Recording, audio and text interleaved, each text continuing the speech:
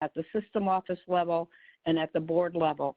And we really are all working together in the interests of our students, and the faculty has done absolutely an amazing job getting all of our courses online so that our students will be able to complete their semester.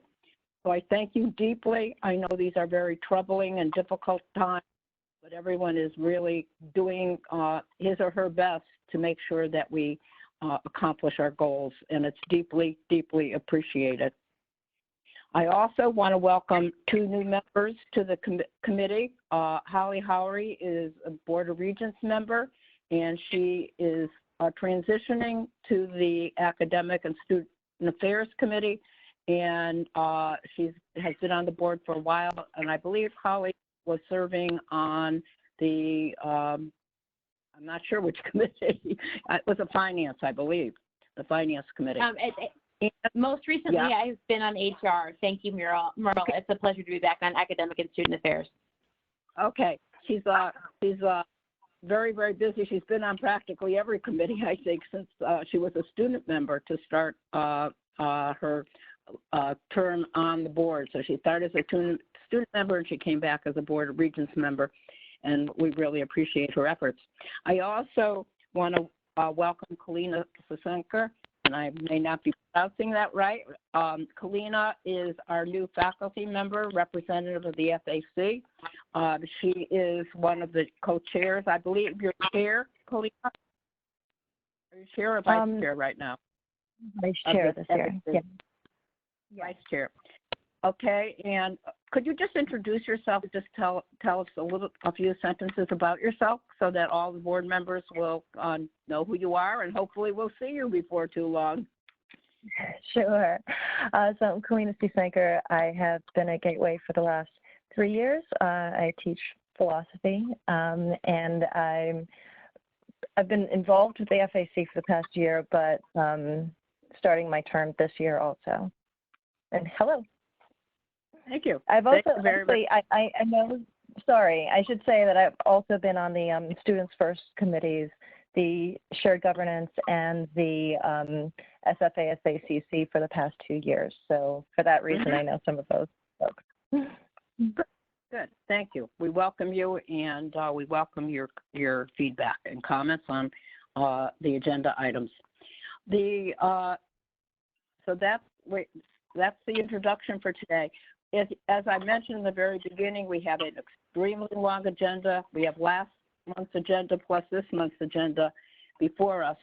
I am going to ask everyone who is presenting a program to try to be brief and then allow us to ask questions, board members, and to address those specific questions. I think that will be the easiest way to get through this. There's an interesting array of programs, and I'm sure board members will have questions about some of them. The other comment I'm going to make from the very beginning is this is really the first meeting that we have these shortened versions of the items on the agenda. And I know using this the first time, some of the members of the committee have had questions that aren't really easily answered in the short version, and it's been difficult accessing the complete information. So I am going to work with, I hope Bud will be willing to join me, work on revising that short agenda. We'll work, of course, work under the guidance of Jane to make sure that in the short agenda, we have the answers to the really important questions, but leave some of the curriculum questions to look at other resources. So that's short enough to get through it, but yet we answer more questions and we don't have to go back and forth between documents. So I hope that we will do this. I have also asked Ben Barnes to work on, with our institutional finance people, to come up with a better way of representing budgets so that they're consistent across institutions. It's very difficult for folks on the board who don't have a deep knowledge of institutional finance to make judgments about the agenda. And sometimes the numbers just don't seem to be sufficient. to show what the expenditures are. So with those two things in front of you, I am going to go on to the agenda itself. And the first item on the agenda is the approval of the minutes of January 24th, 2020. This is Naomi, so moved. I have a motion. Do I have a second? This is Holly, second. Okay, thank you, Holly.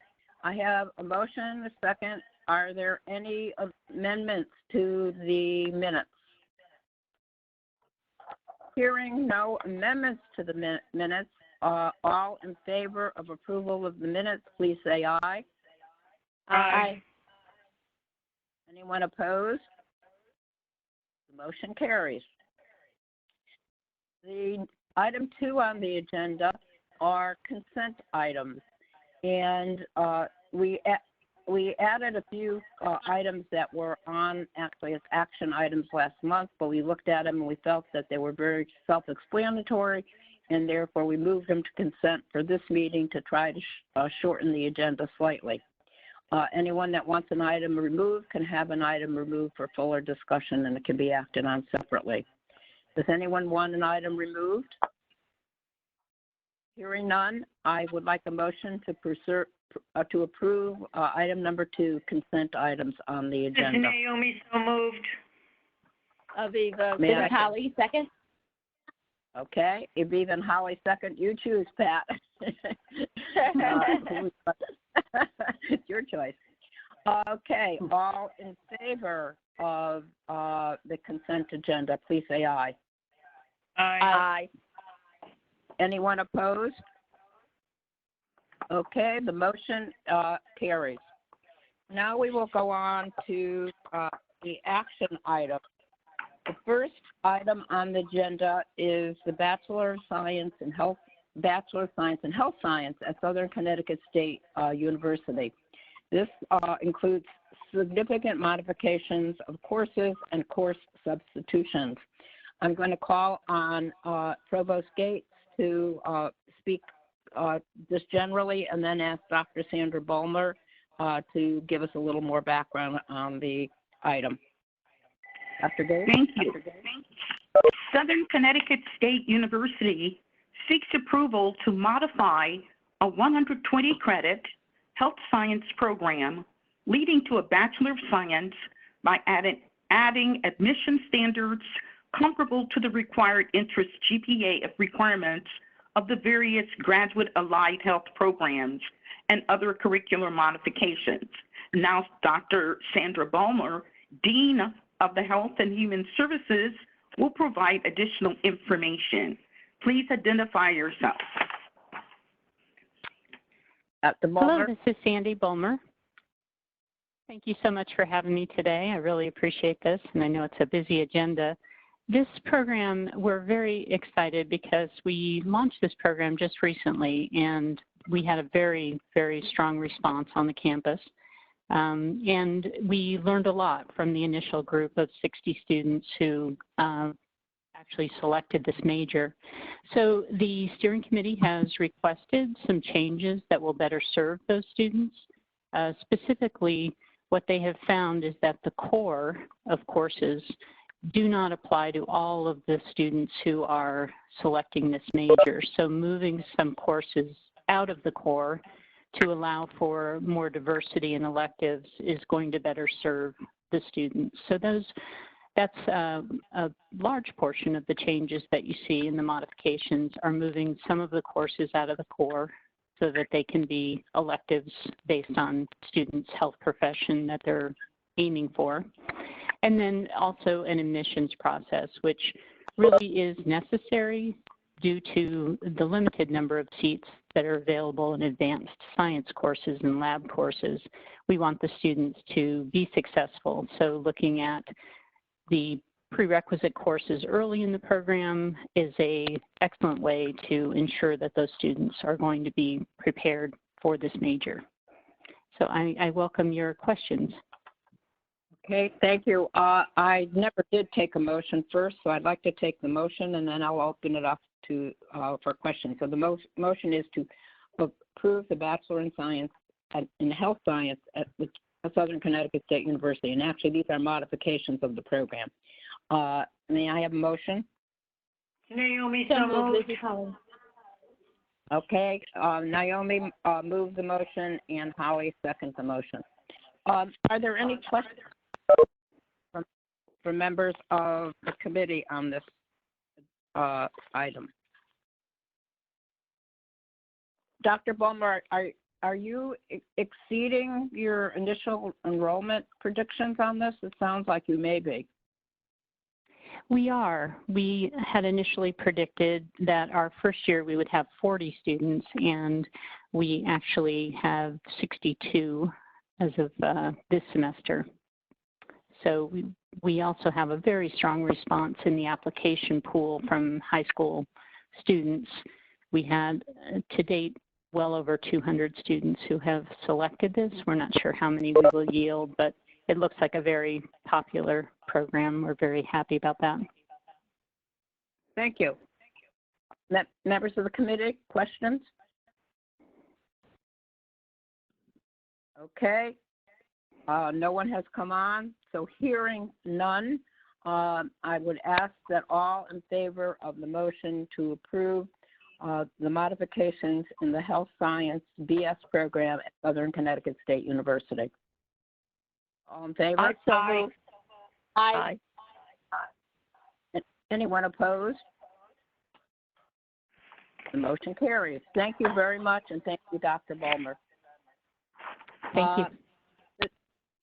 The next program is the program in management, a Bachelor of Science program at Central Connecticut State University, and this is the addition of an auxiliary site at Tunxis Community College. May I have a motion?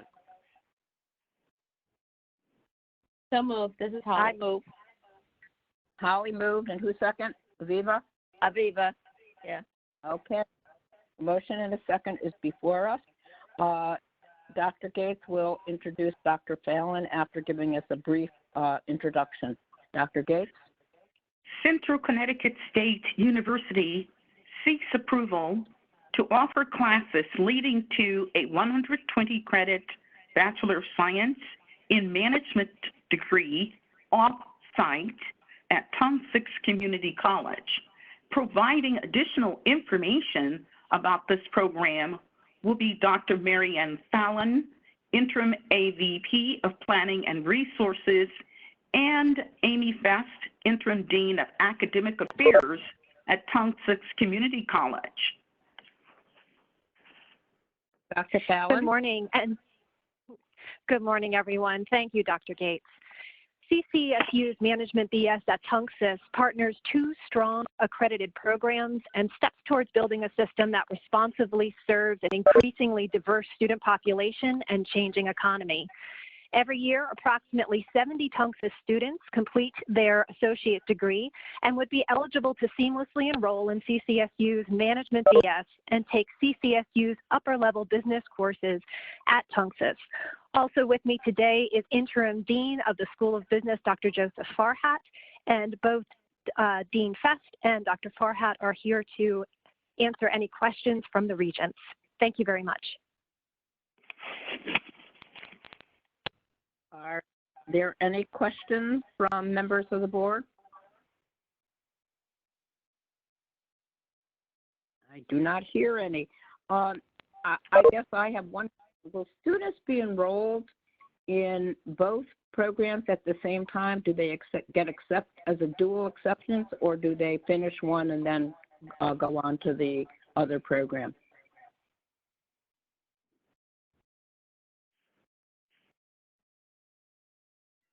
This is Amy Fest from Tunxis. They will actually finish one and then go on to the other. They will graduate from Tunxis as they currently do. They will apply, and if they meet all of the requirements for the Central School of Business, they will be accepted. They will then become Central students who will just physically take their classes at the Tunxis campus. Okay. The other question, Amy, yes? Aviva? Hi, it's Naomi, but ask your question first. Go ahead. Oh, no, go ahead. In the background, I got where it says some Tunxus Business Administration students choose to not continue after their associates. A regular message expressed by Tunxus graduating, do we mean AA students, associate degree students, not bachelor students? I'm not sure of the question. This is Amy Fest again. We do hear from a lot of our students that graduate from our associate's degree program that they have a strong desire to stay physically at Tunxus to complete a bachelor's degree, if that's what the question is. Yeah, that's right. It says that. But it says that that's expressed by Tunxus graduating BA students. And I thought of business administration. It's a very confusing. It's a very confusing. BA stands for business administration.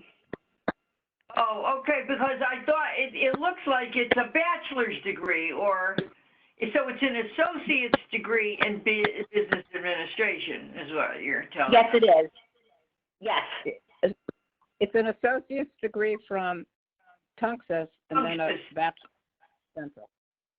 Right, but when Can I I ask said a question? Tunxus graduating PA students, I didn't think we had any graduating bachelor students. Not yet. With this program, you will get graduating Right. Okay. students. I was just questioning what the language says. That's all. I'm sorry. Okay, that's fine. Can I ask you another question? This is a TAP program, correct? So that students that at Tunxus will be in the TAP group program that goes on, that then continue at Central. Pathways program. Okay. Yes. Okay. It's Aviva Budd.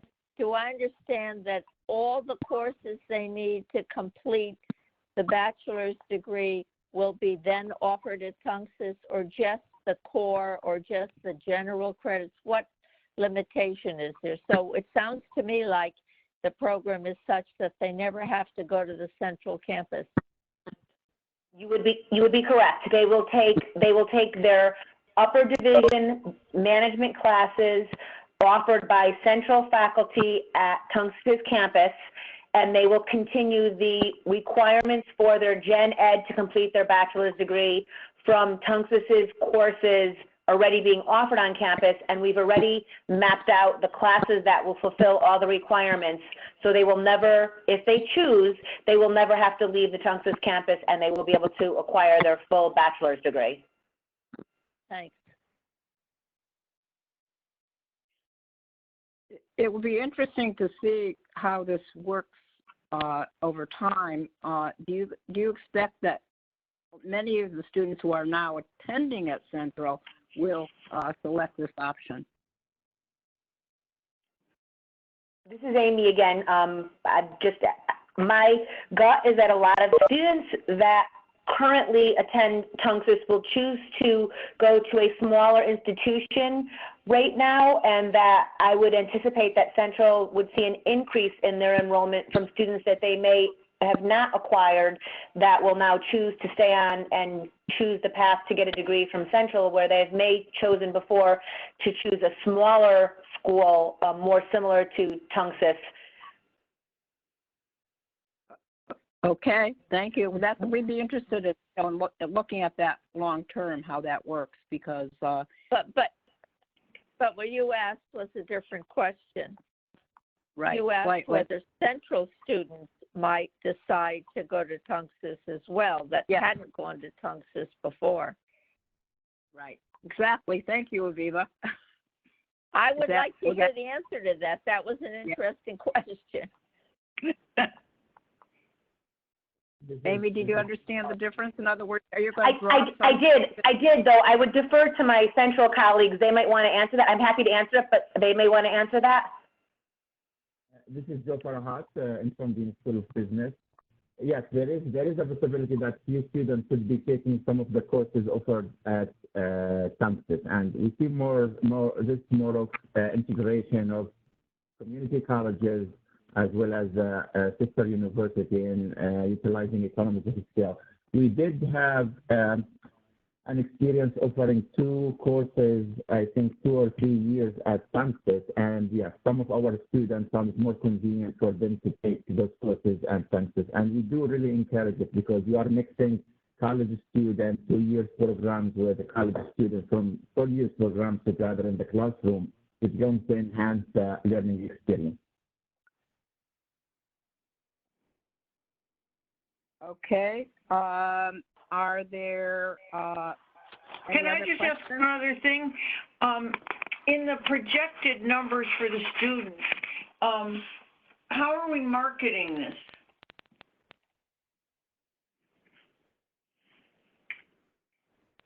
So this is Amy again from Tunxis. We will be doing a lot of marketing to all of our current business administration students start as soon as we receive approval, offering them this option. But we're hoping that as students come into the college and choose a more general education pathway, that by marketing it to the broader Tunxis community, some students will choose to go into our business TAP with the sole intention of being able to complete the bachelor's degree without leaving Tunxis. So we already have been talking about an internal plan of marketing to all of our current business students and all of our general population students, but we will also be working with admissions when they go out to the high schools to let them know that this will be an option for them as well. And Central won't be, it's Naomi again, Central won't be marketing it to their students? This is Marianne. No. The marketing will be primarily handled or exclusively handled by Tunxis because it's a pathway from Tunxis to the BS degree at Central. The reason I ask is because I might think in tough economic times, if I'm a Central student, I might have to drop out for financial reasons. I could live at home and go to Tunxis. I think that's actually an excellent point, and we may find that we need to revisit some of that because we may have students who it's too long of a commute to go to Central, and they would find that they could live home and maybe complete some of their courses even part-time, doing this option given the current environment. Good, thank you. Okay, are there any other questions? The financials. The financials here are very hard to follow because tuition, the enrollment that they indicate, I assume, is current associate degree enrollment that they anticipate will go on. I'm not sure. Maybe we could get a little explanation on that. Projected revenue is based on the following expected enrollment. Fall of 2020. Yes. Could you explain how you project that? Yeah, explain how you project that. So Aviva Budd speaking. Yes, Aviva, this is Marianne Fallon from Central. The projected revenues are for the BS management program at Central because these students would be coming into our BS management program. So the projected revenue is the entire BS management program. So that includes the expected. At Central. That's correct. Yes. Uh-huh. At Central. So and those projections, go ahead. Those projections include our expected increase in enrollment for part-time Tunxis students on page 6 of our proposal. That's what I'm looking at. So do you expect no full-time Tunxis students? I guess I'm confused here. Yes, we did assume that we would have only part-time students based on typical enrollment patterns at Tunxis, and it also provides us with a more conservative enrollment estimate or revenue estimate. This is Merle, but the question is, I think, you will only be getting tuition for the business courses. Is that correct? If a student chooses to continue to take some other electives or general ed courses at Tunxus while they're enrolled in the Central Business Administration program, Tunxus will get that revenue. Is that correct? It will get the revenue as indicated by our consortium agreement. So it would very much depend on a particular student's situation. So they can take up to a certain number of courses at Tunxus, is my understanding. How many courses do you require that they take actually at Central in order to graduate? In other words, 30 in total, credits. what is 30? Okay, so they technically could transfer 90 credits in. Yeah, which our students do, or some of our students do already. Right. I understand that. Okay. Merle, didn't we just say these students could have everything at Tunxus and not have to take them at Central campus? Yes, but Aviva, they pay the Central tuition if they're taking a Central course, even if the site is Tunxus. It's not the Tunxus. Is that correct? I understand. Okay, so for a moment, if you look at the chart, I don't see a current 2019-2020 enrollment in business, not the new course, of course, but the existing associate's degree. What's your current associate's degree enrollment in Tunxus in business? So we currently have over 400 students in our business administration and business studies degrees at Tunxus. We have 2 degree tracks that are extremely similar, but we have the business studies TAP degree, which is our transfer degree, and we have the business administration degree, which actually mirrors that program, but students who choose to go to a private or choose to only get their associates often choose that degree instead. But in combined, we have over 400 students, and because the TAP degree is newer, right now it's still lopsided, but we are seeing a huge growth in the TAP degree over time. So the TAP degree has 200 or more students, and you only anticipate 10 part-time? We really are being super conservative, to be completely honest. I see. I think we've been super conservative. The question is, will the rest, you assume, transfer, or some of the rest transfer to Central or somewhere else for their business degree? In other words, will it stay on campus? Yes. The anticipation right now is that we don't want to overestimate the number of students who will choose this option and then not meet our projections. We are anticipating that at this point, most students will still want to go and have the traditional campus experience at Central. I think we need to reevaluate it after a year to see if our projections are underestimated or are more accurate. We really wanted to be conservative in our estimations.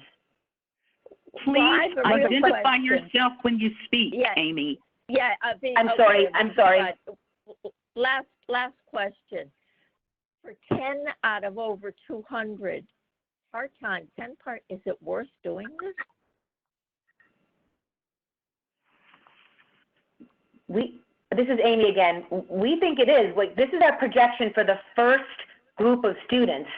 So I would anticipate, and I would ask for Central to, maybe provide their opinion, that this program will grow exponentially, but we really wanted to be conservative with our estimates to the board because we didn't want to have to come back and say that we overestimated. We really were starting small, anticipating that we'd have that first cohort of students, and then once those students were successful, their peers would then join on and we would get a lot more students.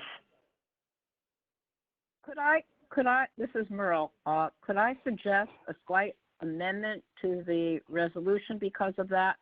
I agree we need to come back not only for Central, but just generally to look at how this works, because there are other institutions in the state that may want to do this.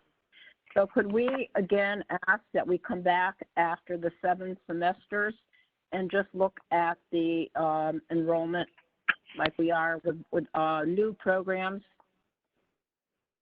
So I would, if everyone agrees on the committee, I would ask that we amend the motion to ask that we look at the program after 7 semesters. So moved. Naomi. Second. This is Holly, Yeah, second. great. Good. Great amendment. Okay. Any other comments? Okay, I will This is move Mary Ann. Yeah, Mary Ann.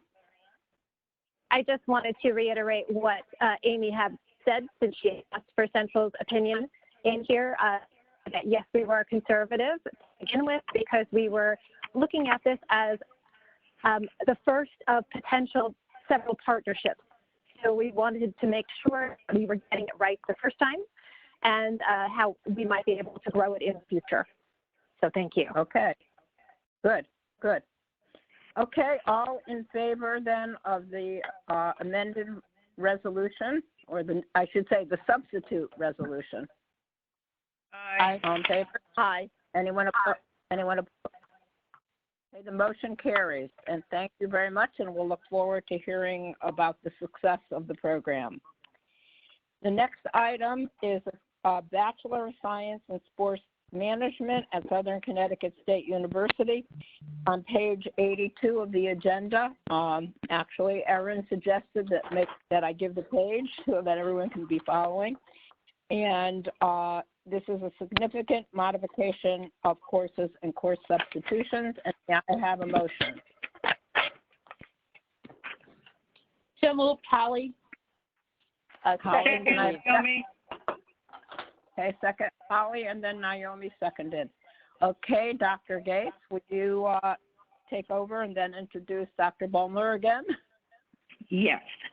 Southern Connecticut State University seeks approval to significantly modify the sports management program leading to a 120-credit Bachelor of Science degree offered both on-ground and online. The modification is in response to an increasing demand for professionals in sports management. Dr. Sandra Bulmer, Dean of Health and Human Services, will provide additional information. Dr. Bulmer? Thank you, Provost Gates. Yeah, thank you so much. I will be quick. This is a program modification for a very successful program. We, in 2014, split the Recreation and Leisure Studies bachelor's degree program into 2 programs, one of which was the Sport Management bachelor's degree. And it's been tremendously successful. We have about 132 students right now, and it looks like a very popular choice for the incoming high school freshmen. What we're doing here is really modifying the program to keep it up to date and in line with accreditation standards. We also want to make a little more room in the program for students to adopt a minor if they choose to by moving a couple of programs, courses out of the core. So I think that it's pretty straightforward, but I welcome your questions. Are there questions?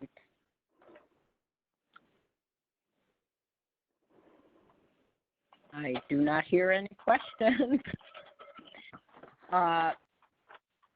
Okay, then all in favor of the motion to approve the modification of the Bachelor of Science in Sports Management at Southern Connecticut State University? Aye. Aye. Aye. Anyone opposed? Okay, thank you very much. The next program that we have before us, now we're into new programs, is the Electrical Engineering Bachelor of Science program at Central Connecticut State University. And may I have a motion to approve? Merle, before you do that, this is Naomi. Yeah. Can I just offer a general observation? Mm-hmm. You know, I looked at all these new programs, and I think there are several overarching themes. One is that they acknowledge a lot of work done by a lot of talented faculty across the system, and that they deserve the respect of the committee for going through the entire academic approval process to get to us. But I feel a need to say that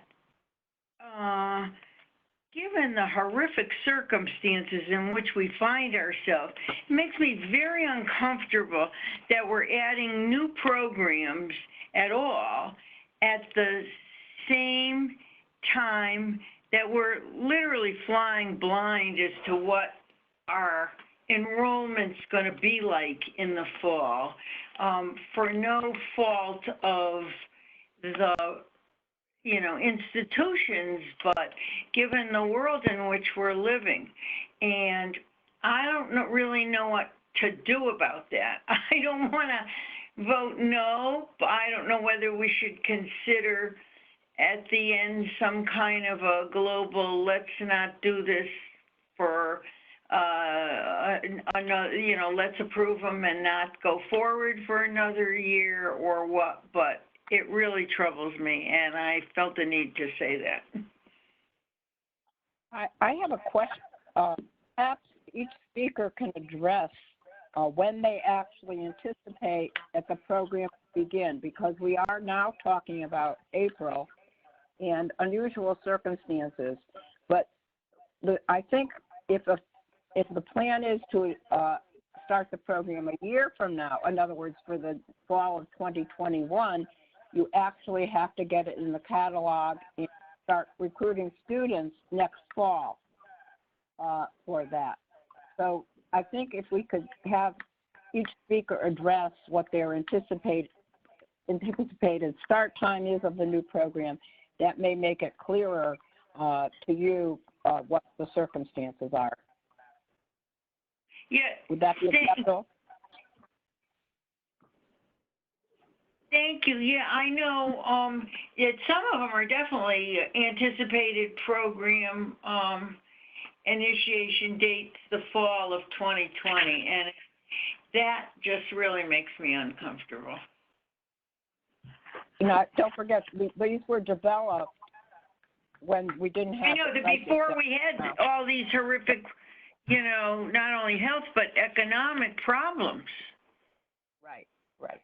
But some of these programs do not require a new investment, some do. So I think that that's part of the issue too. So perhaps each speaker could address that, if it's a program that would begin and what the additional new investment might be. Okay, well, we'll see if that is helpful, and then we can talk about each one, how we consider acting on it. May I have a motion then to approve the first program, Bachelor of Science in Electrical Engineering at Central Connecticut State University? So moved, it's Holly. Holly moved. Can I have a second? May I have a second? A second, Aviva. Okay, we have a motion and a second, so it's on the floor for discussion. Dr. Gates. And did we say the page number, page 93 for this program? Thank you. Central Connecticut State University requests licensure and accreditation of a 125-credit electrical engineering degree leading to a Bachelor of Science. And this is in response to industry demand and the Industry Advisory Board that works with Central Connecticut State University. An exception to the normalization policy was granted. Dr. Marianne Fallon, interim AVP, will provide additional information. Dr. Gates, could you just explain why the exception was granted? Yes, the engineering program that's offered here falls somewhere in the middle range of the credit hours that are ABET approved for programs offered in the state and nationally. So in order to be competitive there, they were in the middle range, and they also needed to ensure that the courses that were offered met the recommendation of ABET, the accrediting body. So for those two reasons, the approval was requested and granted. Thank you. Thank you. Okay, Dr. Fallon. Thank you again. The proposed Bachelor of Science in Electrical Engineering would become the third pure engineering degree at CCSU, the only one within the CSUs.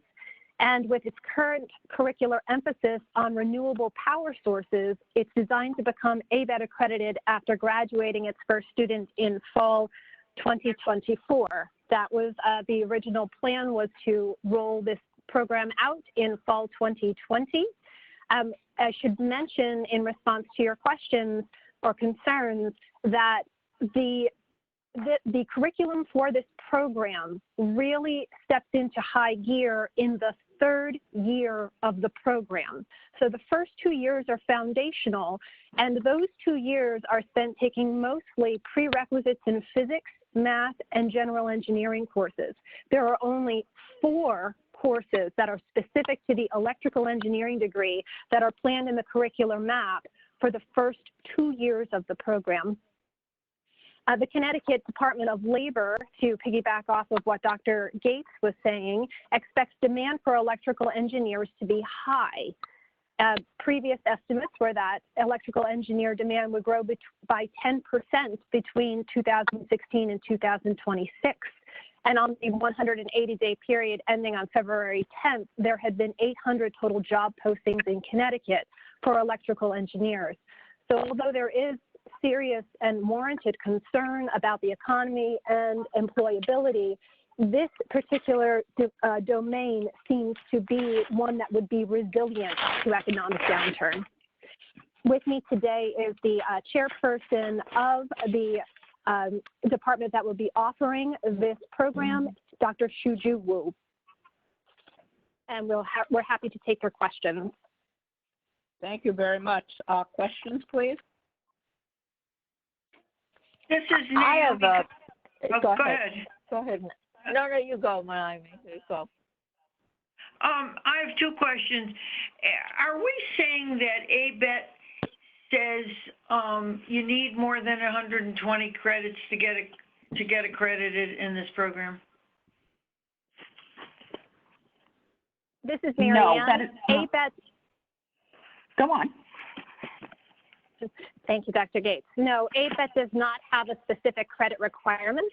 However, in terms of their curricular requirements that are very, very heavy on math, in order to provide those curricular foundations for this program, we need students to take 5 4-credit math courses. So that really accounts for the 5 credits that are above and beyond the 120 credit normalization policy. And my other question is, I need this explained to me again. So in 2021 and 21-22, they're only taking how many courses toward this new major? There are 4 specific courses for electrical engineering planned in a first and second year 4-year plan.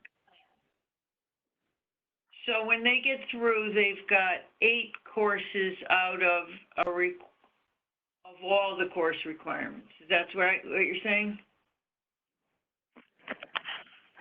Hi, this is Shuju Wu from Central. May I take the time to address the question of how many courses offered during the first 2 years of the student? Please. Mm-hmm. Okay.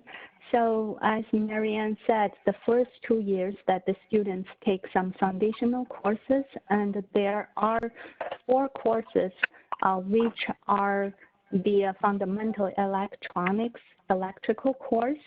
And the same department also offers electronics technology and computer engineering technology. So we currently have one electronics labs that can offer support for those courses. So equipment and spaces, it may be a little tight, but we are thinking to use extra carts of equipment. But the main benefit is that we have the lab support and we have some of the equipment. So the extra requirement would be minimum for the first 2 years. So the current resources can support what is required for the first 2 years.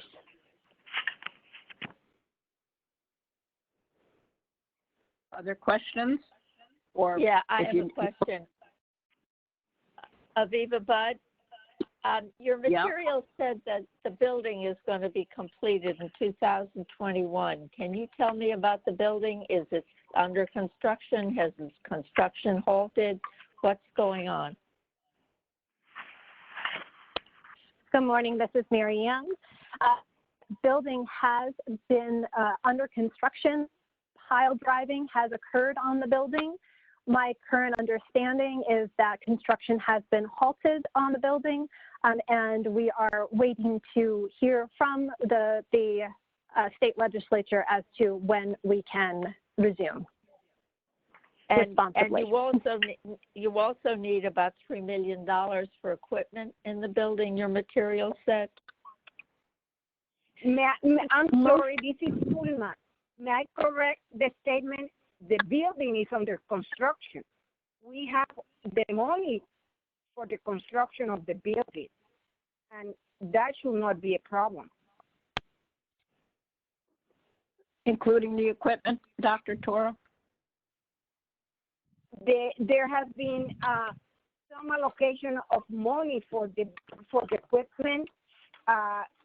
That equipment allocation, I don't know if will be there after this emergency that we are facing. If that money is not there, then we will have to do all other things, write grants, do fundraising, whatever we need to do to come up with that money. But it was there before the emergency. Okay. With respect to the building, wait a minute, with respect to the building, when you said 2021, and then you said somewhere else 2 years, so you're talking about the end of 2021 at an earliest date. So we would anticipate that the building now certainly won't be completed until 2022. Am I correct in those assumptions? No, the building should be completed as it was originally scheduled at the end of 2021, the latest, because the building, as I mentioned, is already under construction. So, but may I clarify the use of the building? What I think the department chair tried to explain is that for the first 2 years of the program, we already have the facilities. Even when they are tight, we have the facilities. We need the building once we are scheduled to offer the last 2 years of the program. What year exactly would they have to have the building? Fall of 2021 or fall of 2022? They need the building in fall 2022. 22. So you feel that you've got at least 6 months leeway to finish the building for occupancy by fall of 2022. Exactly. My question is, this is Dr. Harris. Do you have students who are planning to begin the program in the fall of 2020? There may be some of them. I don't know. Maybe the department chair and Marianne can speak to that. Okay, thank you. This is Shuju, again from the Computer Electronics and Graphics Technology at Central. What has been troubling me these days is to think about that given the timeline and the current situation. Yes, is it a feasible thing to open it in 2019, the fall?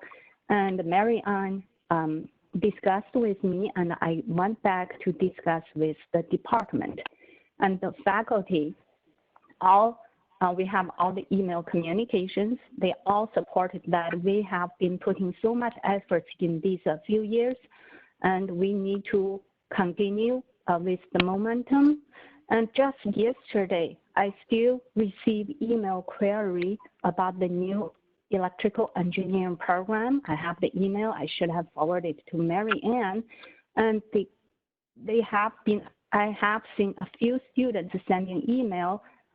This mostly from the word of mouth.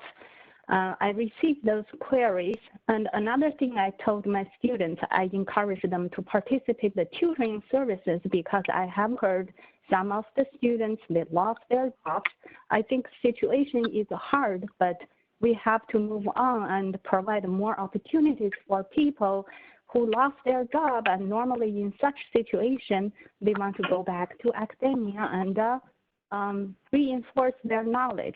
So I see on the other side is that we might have another good enrollment motivation given the current situation, although it's very difficult, but that's just my view. So yes, I do get a couple of queries from email and from open house and the minute student today. So we have a series of plans that I have at my hand. If you want to know more about it, I would be happy to share, but that's up to you. But we have plans to do the marketing advertisement. When would you do that? The marketing? As soon as we hear the blessings from the committee and the Board of Regents. When would you begin the marketing? That's Dr. Harris. When would you begin the marketing? As soon as the program is approved. Okay. Could you talk to us, this is Naomi Cohn, could you talk to us a little bit about what that marketing would be like? Okay, so I have discussed this with my associate dean, Dr. Sigang Odisina, who is the representative of Central at the College of Technology. And I talked to the College of Technology in the members during one of the meetings hosted at Central last year also, and they were all excited because we have the programs that the engineering and the technology, the pathway, but once we have the electrical engineering, we would think that's a good way to attract students from that program. And we also designed a flyer of the electrical engineering program, and we are ready to communicate, to visit high schools and send electronic copies to the science counselors, and hopefully they would send it to their high schoolers, seniors. Maybe some of them are already committed to some colleges, but maybe some of them have no choices, or if they may just choose Central, change their minds. And it's just unfortunate that right now we cannot go in person, and we have been delayed for some time because of the cancellation of the meetings due to the current situation. And this is Mary Ann. If I could add that our Associate AVP of Enrollment Management has also been watching this program carefully and is poised to begin a marketing campaign both online and potentially in print as well to market the program. So this has been on her radar since October. And this is Karen Uzinovic from the College of Technology. And I just wanted to echo that this would provide a very valuable pathway for our community college students in the electrical engineering discipline. We've been really anxious for this to be approved because, again, the workforce needs are definitely there. So I just wanted to mention in terms of marketing, again, we're ready to push it out among the community colleges, but we're not going to do that until it's actually approved. I have a question this is Dr. Harris again, for everyone who's been speaking. If we approve the program, but gave it a commencement, a beginning date of the fall of 2021, to give you a chance, hopefully, to market it adequately next year when you can go to high schools, and obviously students that come in this year could transfer into that program afterwards. They just have to take their basic math courses, et cetera. Would that be problematic if we did it that way? So you have an approved program, but you have time to market it, and then you will actually begin it in 2021. So the 7 semesters would start at that point, and you would not be judged on a year that you couldn't meet your enrollment goals for sure. So I'd like your reaction.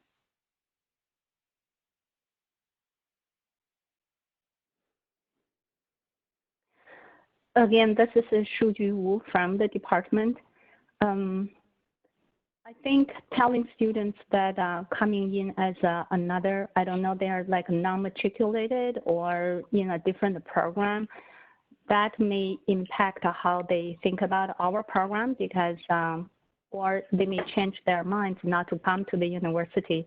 But, I don't have the very broad, a very big view about the future and the prediction.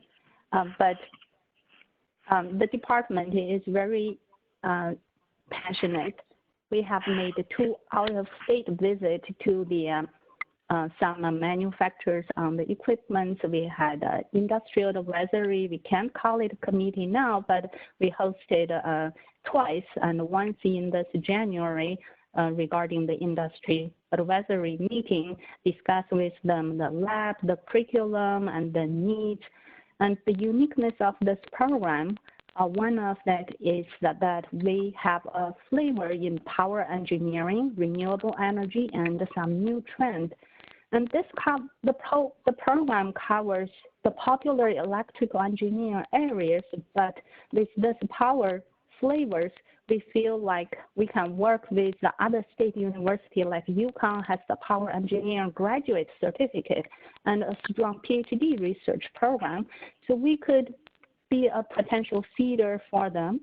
And another private university has the power flavor, but obviously our program is much more cost effective. We think we could be very competitive, and the faculty is kind of on the train and the writing with very much effort. So I just want to relay our opinion, but I would respect the decision from the committee. This is Sulma again. Just a couple of points following the line of the comments by the department chair. On one hand, I appreciate the concerns of the committee about the program not being able to meet the goals, the enrollment goals, because of the situation we are going through. However, because of that same situation and the number of people that may be unemployed, it's good for us to take advantage of that, because we all know when the unemployment is high, the economy is not good, enrollment in higher education increases. Yeah. That's one. The other one is it's a matter of competition, and other institutions, private institutions, offer this program or a different electrical engineering with a different area of emphasis. So it's a matter of us being ahead of some other private institutions. So the preference, again, I will say will be for us to have it approved by this fall, but if the committee judges that it's not the wise decision, we will do whatever the committee wants us to do. Thank you. Thank you. Other comments? Yeah. Merle, it's Naomi. I think we're in two conversations. I think the conversation that we're getting, having the advantage of hearing from the people on the ground who've, you know, put their heart and soul into this for many years to get this organized and to talk to their community partners in the labor market is exactly true. But I feel that those conversations were conversations that happened before the horrific situation in which we find ourselves. And while it's true that oftentimes enrollment goes up when jobs are not plentiful, we're not talking about jobs being not plentiful. We're talking about 90% of the country being shut down and major employers laying off or furloughing their staff and people worrying about how they're going to pay their rent and their mortgage and businesses thinking about how they can get loans to get going again. I just feel that 2020 is too soon. And so I would be willing to adopt your suggestion and make a friendly amendment to see if there's other committee support that says that we approve this program to begin in the fall of 2021. Other comments from committee members? Yeah, this is Holly. Yeah, go ahead. Okay. I wanted to echo Naomi's sentiments, and I would hate for this program, which sounds so promising, to get off to a start where you're really handicapped by not being able to get in front of people, get in front of the seniors, get in front of the potential students because of the lockdown scenario. So I support the 2021 launch also, and hopefully in doing that, you can let people know it is approved, it's coming forward, it starts next year, they can transfer, but I would hate to see us not hit the enrollment number simply because, you know, we lack the ability to get in front of people. So that's my thought. Any other comments about the amended?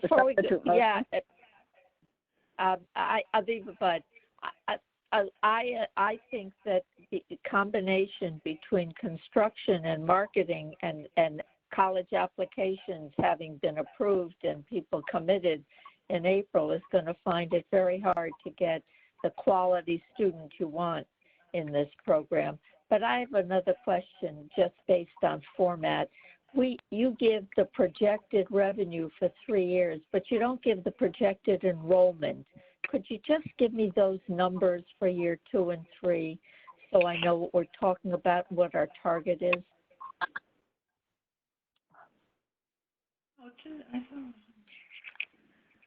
Hello, Regent Bud. I'm working through our proposal to find the information that you're asking for. Yeah, may I just, this is Shuju from the department. I do have the numbers. Can I provide it? Thank you. Thank you. Okay, sure. For the, you have the first year's number on the agenda, and for the second year, for the fall semester, we expect to have 26 new students, and we would expect 3 for internal transfer. So that would be like around 29 or 30. And that's the full-time students. Part-time is 3. Wait a minute. Fall 21. Of what year? 21? 2021. 2021. That's the fall. And that's the new enrollment. Go ahead. And to get give me total. Give me the total enrollment of full-time. Oh, okay. Sorry, that's 50 full-time, 5 part-time. And the spring semesters would be 48 and 5, I think I saw. 48 and 5. Yes. Right. Then the third year would be 76 Go ahead. and 10. And the And the third year, would the fall semester would be 76 for full-time. Okay. Okay. So you expect this to be a vigorously subscribed to program eventually? Yes. Yeah, I think it has potential.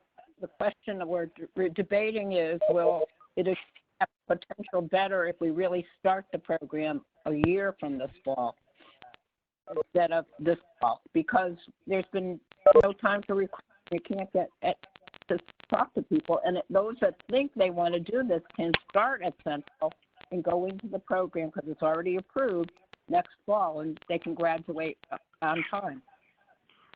I mean, it's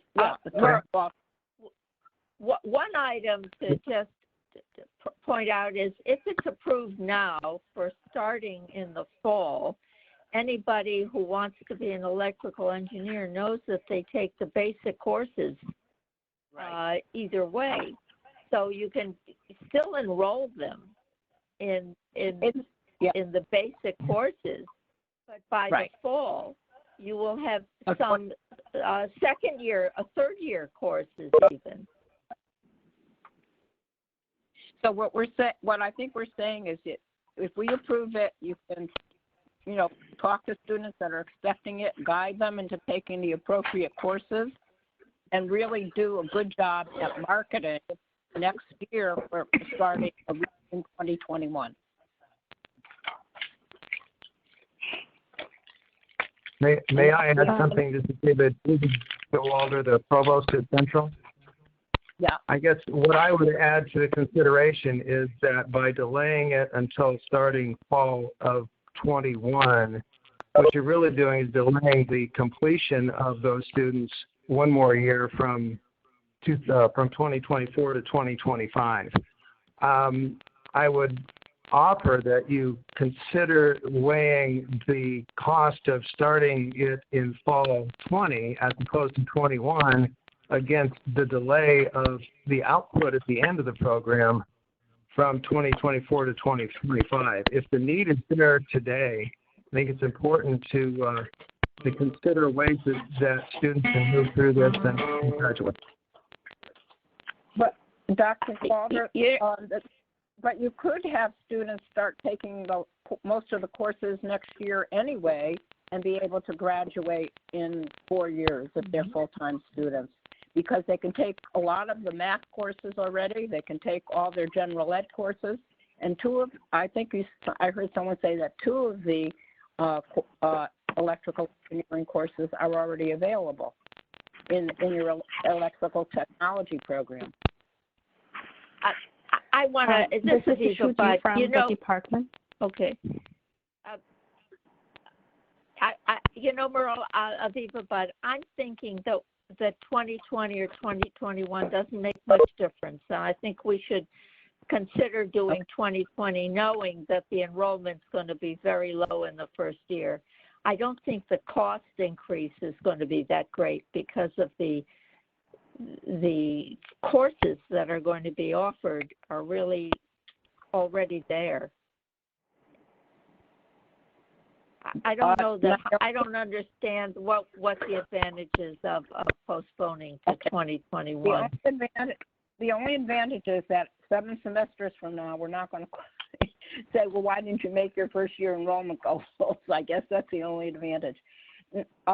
Naomi, would you be willing to withdraw your motion then? We don't have a second on it anyway, your substitute motion.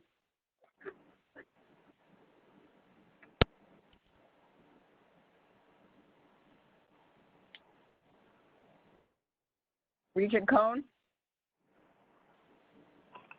Hi, I'm sorry. I thought I did have a second and that was Holly.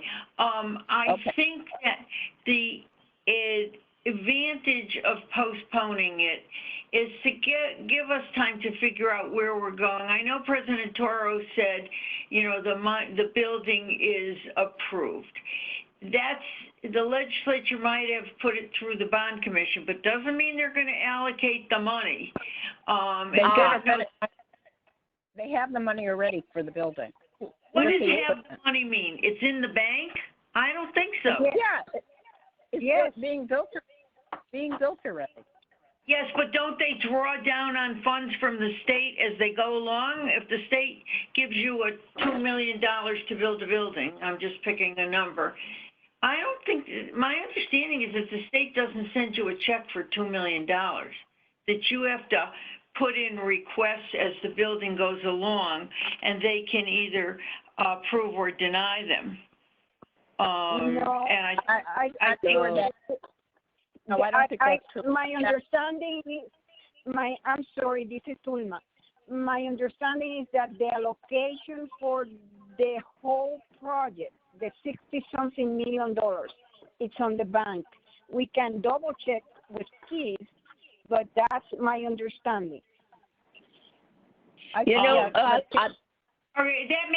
so let's assume that's correct, just for a conversation.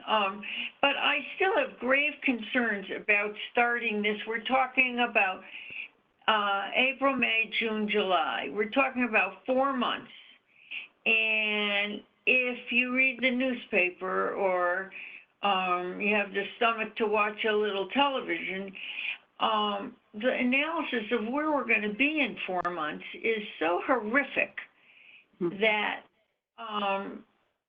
I just can't believe that this program is going to go. And when we talk about the students, we know nothing about them or what their personal situations are now. And I'm happy to withdraw my motion, but I'm not, I would like you to know that I'm going to vote no for the 2020 motion.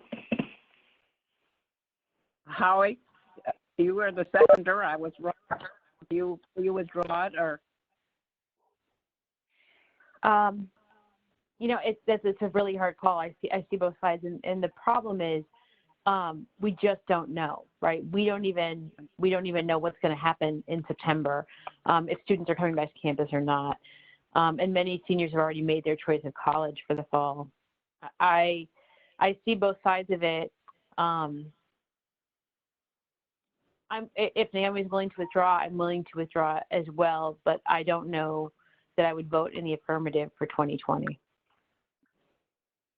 Can I ask something? This is Aviva Budd. I think, as you all do, that the program is going to find that its enrollment is well below 27.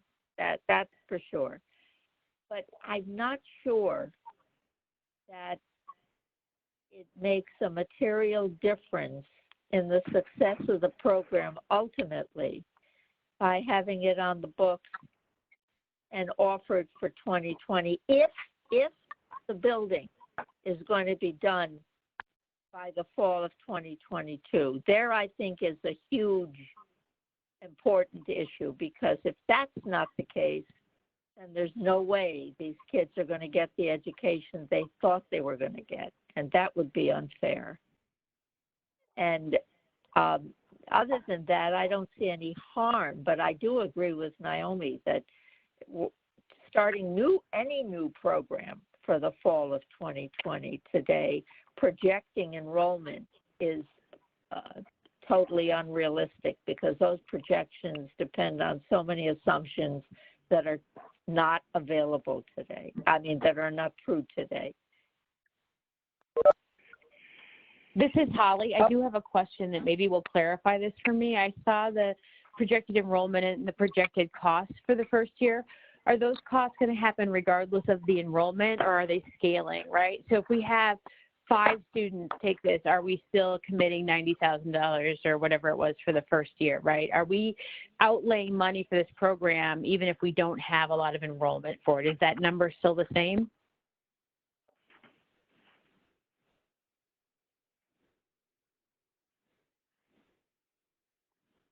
Can someone from Central answer that? the fact of the matter is that the courses that are needed by the students are already in place and are going to be offered because the courses support the electrical engineering technology and other programs. So that cost will be there no matter what. The labs that we have in place are going to be used even though they are not necessarily the ideal labs in terms of size and capacity. But the cost, the rest of the cost, it depends on the number of students that are admitted as well, or that are enrolled in the program. I understand, and I think that if you want to delay the starting of the program, we will do that, and I think we will follow your guidance on that. I know all the concerns you have, and it's true. We don't have any assurances that we are going to go back to normal as we knew normal before this emergency. Thank you. Thank you, Dr. Toro. This is Holly from the department. Yeah. So this is Shuji from the department. Yes, and I agree with Dr. Toro that the expenditures for the first year is really depending on how many students are in, whether we need to create extra sections for them. If the enrollment is not as high as expected, we probably could just accommodate students like in the current offerings. So those costs could definitely be lower. Same thing for the faculty. We don't have to hire an adjunct to create the sections. Administration, if there are not that many students, so the expenditures on that would also be none or lower. I just think that at this moment where many people got laid off and they got to seek some other opportunities for the fall. So I don't see it's a bad impact for us, but I could be wrong. Thank you. Okay. It's not a simple question. I understand that. So the motion, if we withdrew the previous motion about beginning the program a year from the fall, we have a motion before us, our original motion, which is to start it in the fall, or it doesn't actually say that. We could actually leave it up to the institution whether they want to do that and grant, but they would have to report to us in 7th semester beginning whenever they initiate it. So I guess I will have a vote on the original motion unless someone else wants to say anything before that. I will go along. Oh, go ahead, Holly. Okay. Oh, sorry, Viva. I just want to say, okay, go ahead. Okay, Holly. Hearing that we may not, that if we end up with a limited enrollment because of the time squeeze and the circumstances, that we may not have to have additional expenditures, changes my opinion on 2020. So just wanted to throw out there, I think that assurance that we're not on the hook to add additional expenses to the budget if we don't get the enrollment makes it a safer bet for me. And if I may, Chair Harris, this is Jane speaking.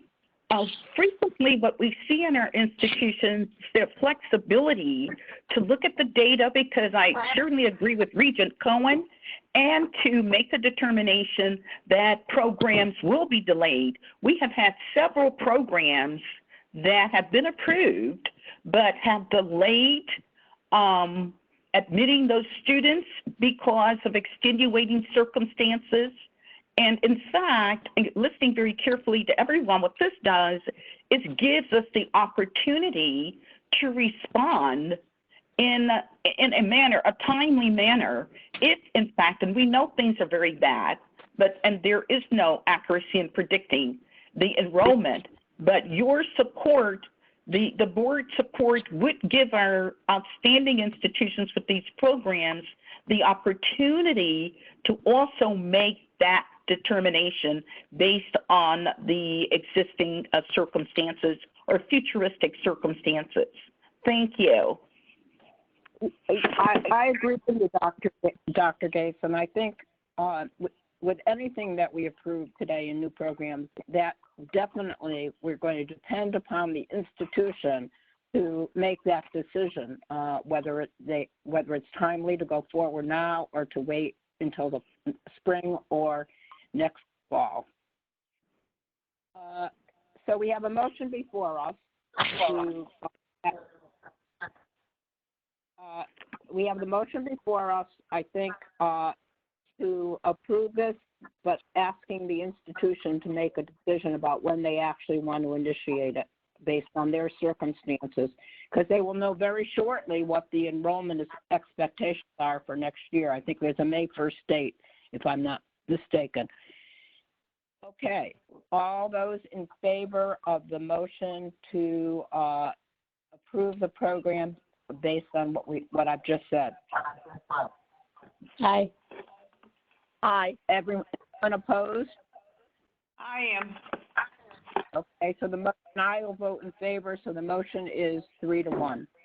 Don't even have to, it's 2-1 if I don't vote. So I think, I would put in my vote 3-1.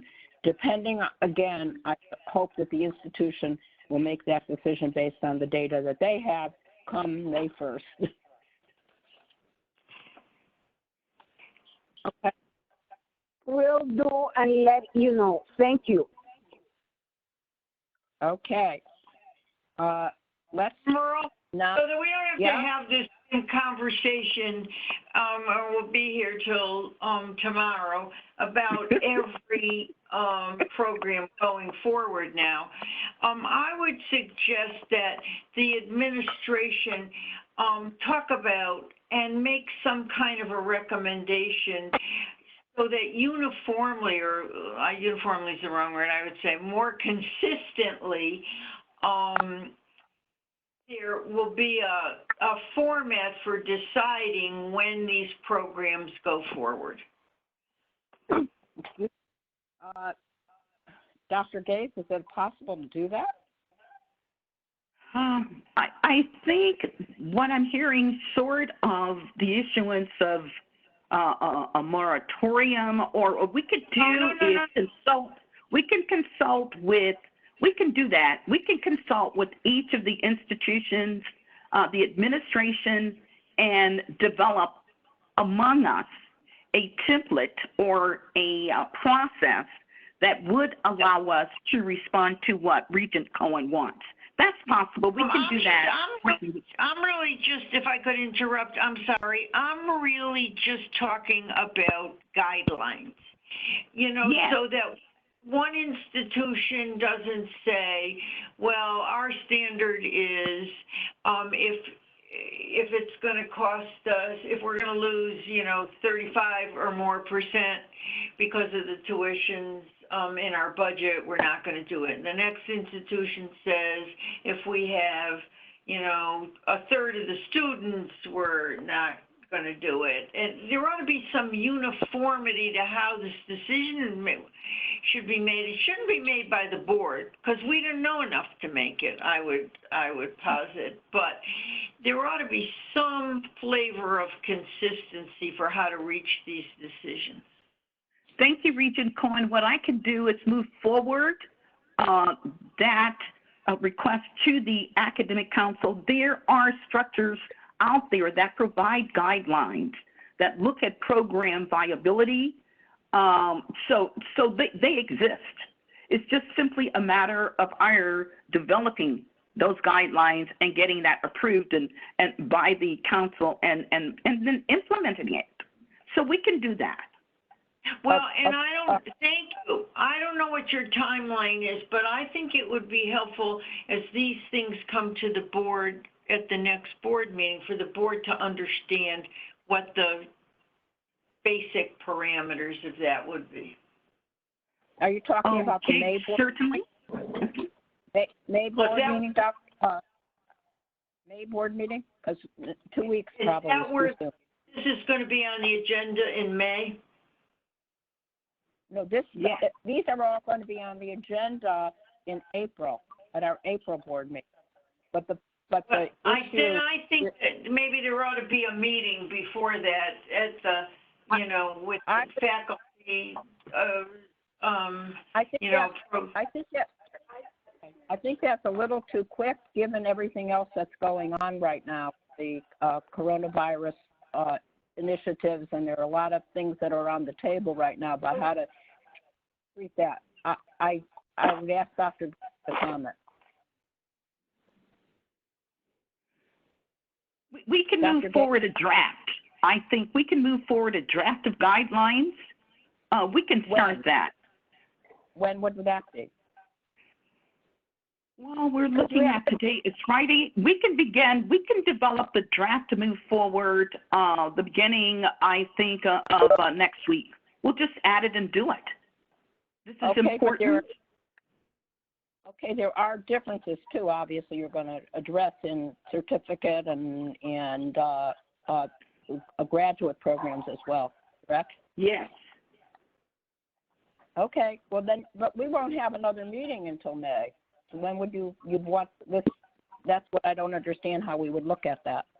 When we could always move it forward to you electronically, individually, as we are anyway, and get your feedback to see if the draft deadlines meet the requested information that you need to make informed decisions. So there's a way to get it to you before we meet officially. Before the April board meeting? This is April. Yes. Okay. Okay. All right. So we will get some kind of information before we actually vote on these at the April board meeting. How institutions should consider moving forward with the programs. Correct? Correct. Okay, so it will be sent out to us individually, but remember you can only respond to Dr. Gates because of, I assume FOI has to be considered. I'm leaving that up to Erin, but I assume even in this. Okay, so if she sends something out, send your concerns, your questions, your response just to Dr. Gates, not to the members of the committee. Thank you. Okay, so we have a vote on the motion as it stands for the electrical engineer. We voted on that. We're now in the next one. We're the next one, right? We're so much discussion.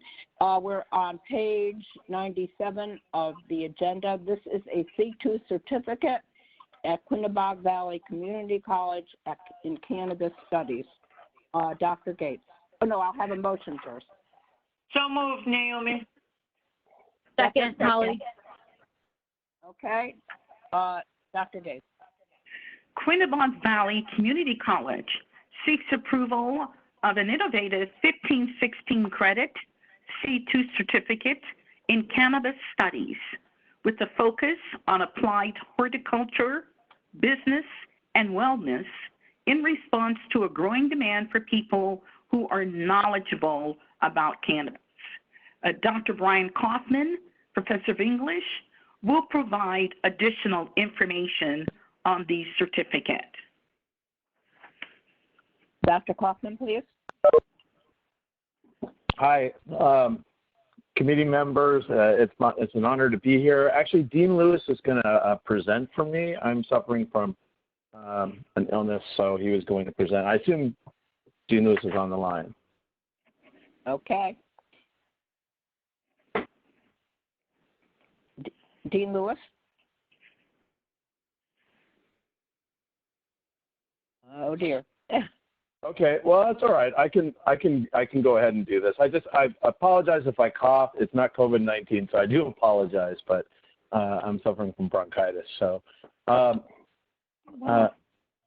yeah, so our plan is to, I'm sorry. Hello, this is John Lewis, Dean of Academic Affairs at QVCC. There we go. I just got cut off. I was going to speak, but either Brian or I can answer your questions. I apologize for the disruption. Well, maybe either of you could give just a very brief overview if there's anything that we need to know particularly, and then we can have questions. Okay, I've got some notes, so I'll do that. Again, this is John Lewis. So, innovative program, the first of its kind in Connecticut. I want to clarify that cannabis refers not just to medicinal and recreational marijuana, but also to hemp and the ubiquitous CBD products that we see everywhere on the market as well. We responded to about 5 different pieces of data in the production of this. The first was the legalization movement across the country and certainly in our region. We know that in Massachusetts, it is legal both for medicinal and recreational purposes. In both Connecticut and Rhode Island, marijuana is legal for medicinal purposes and moving towards recreational approval as well. Rhode Island, I think, is moving a little faster than Connecticut. But where we are located in the upper northeast corner of the state, our students frequently commute across state lines for employment. We are 7 miles from the Rhode Island border and perhaps double that from the Massachusetts border. The second impetus was job opportunities. We know that there were 64,000 new jobs created in 2019. In farming, dispensaries, bud tending, processors, etc. We know that statistics show that farmers can make between $5,000 and $12,000 per acre if they put it into cannabis production. We noticed that other colleges are already moving in the direction. For example, University of Pittsburgh School of Pharmacy and Northern Michigan University already have degree programs in cannabis. That Harvard, Vanderbilt, UVM, Florida A&M, and UConn all have courses, not programs yet, but they all have courses. And enrollment. So we know that UConn offered a course in cannabis horticulture in the summer of 2019, and that course enrolled 400 plus students. So we know that there's an interest in the general population. We know that there are job opportunities. We know that other colleges and other states are moving in this direction. And we wanted to be on the cutting edge in the state of Connecticut and move our program forward first. We know that... Thank you, Dr. Lewis. I'm going to have to move on. That's good information. I'm going to ask, I appreciate that, and I'm going to ask if there are any questions. Aviva Budd, I have a question. Yes. Is the administrative cost in your budget an allocation, or is that an additional cost? It's an allocation. We're anticipating if it grows that we may need to provide a release per semester for a program coordinator, but it wouldn't be an additional cost. It would be a release. Okay. My concern is the cost to start this program. If it's all allocation, it says part-time faculty and administrative, then if with 5 students, that might be additional students that might take the certificate as opposed to additional students and additional costs. That's my question. In other words, the way people report their costs of programs is not one of the clear things in these applications, and I'm trying to drill down to say if I got 5 more students for this program who wouldn't otherwise be in the college, am I increasing my revenue or am I basically just breaking even? That's my real question. Okay, so We feel if we are attracting new students that would not normally be at the college, that we would be increasing our revenue. The allocation for the part-time faculty, that would only be expended if the course is actually enrolled. There are just 2 classes that are unique to this particular program as proposed. Knowing that 100% of this certificate is stackable into the business administration program. So all of these classes will go into business administration. I know that's frequently a concern. But if the 2 classes, the law and policy class and the horticulture class, don't enroll, then we wouldn't run them, and therefore we wouldn't incur the expense. So I think there's a fail-safe built in that if we don't get the enrollment, we're not going to incur the expense. How much I guess I'm not to offer a class? Excuse me? How many students do you need to offer the class? Our break-even point is between 12 and 13 students. That covers the cost of the instructor and the fringes. Well, your projection is for 5 for the first year, and what I'm questioning then, you would basically, you think, assuming they wouldn't be students if it weren't for this certificate. Is that a potential, or you think these are transfers in, that people who are already there would take this certificate as part of the business degree? I think we'll have both, actually. It's hard for us, the way the process is set up, to figure out whether it's a worthwhile project for only 5 students. But on the assumption that these already are students and you've increased your value by some small dollar amount, maybe you can look at it and not consider it a loss, because these students' tuition would be there anyway. You're not increasing tuition if you're taking business students. It just makes it more attractive because they get a certificate that they might be able to get a job in, whereas there might not be business jobs for a 2-year certificate. I think we would be attracting people in other industries that aren't traditionally business-oriented. I think we will attract people in the agricultural industry. We have a lot of interest in that up in our corner. We've spoken with the Putnam Chamber of Commerce and the local economic development committees of the surrounding towns, and they've all indicated that there is interest in the public for this type of program. So while I do expect some of our business majors will cross over, I also expect that we'll have some new interest, and I feel that the enrollment at the UConn program last summer of 400 students would support that assumption. John, I also just wanted to add, I'm sorry, this is Brian Kaufman. I just wanted to add that there have been conferences and seminars all over Connecticut, and recently one at Yale, conferences that are sold out, and these are generally attended by people already in business, already in different professions. What do you project as enrollment in certificate year 2 and year 3? On the, you should be able to see that on the form that we have at the end of our program proposal. I see dollars. I don't see numbers of students. That's the problem that we're having with the format that we're using now. And I agree. You have to go into the large format to usually see this.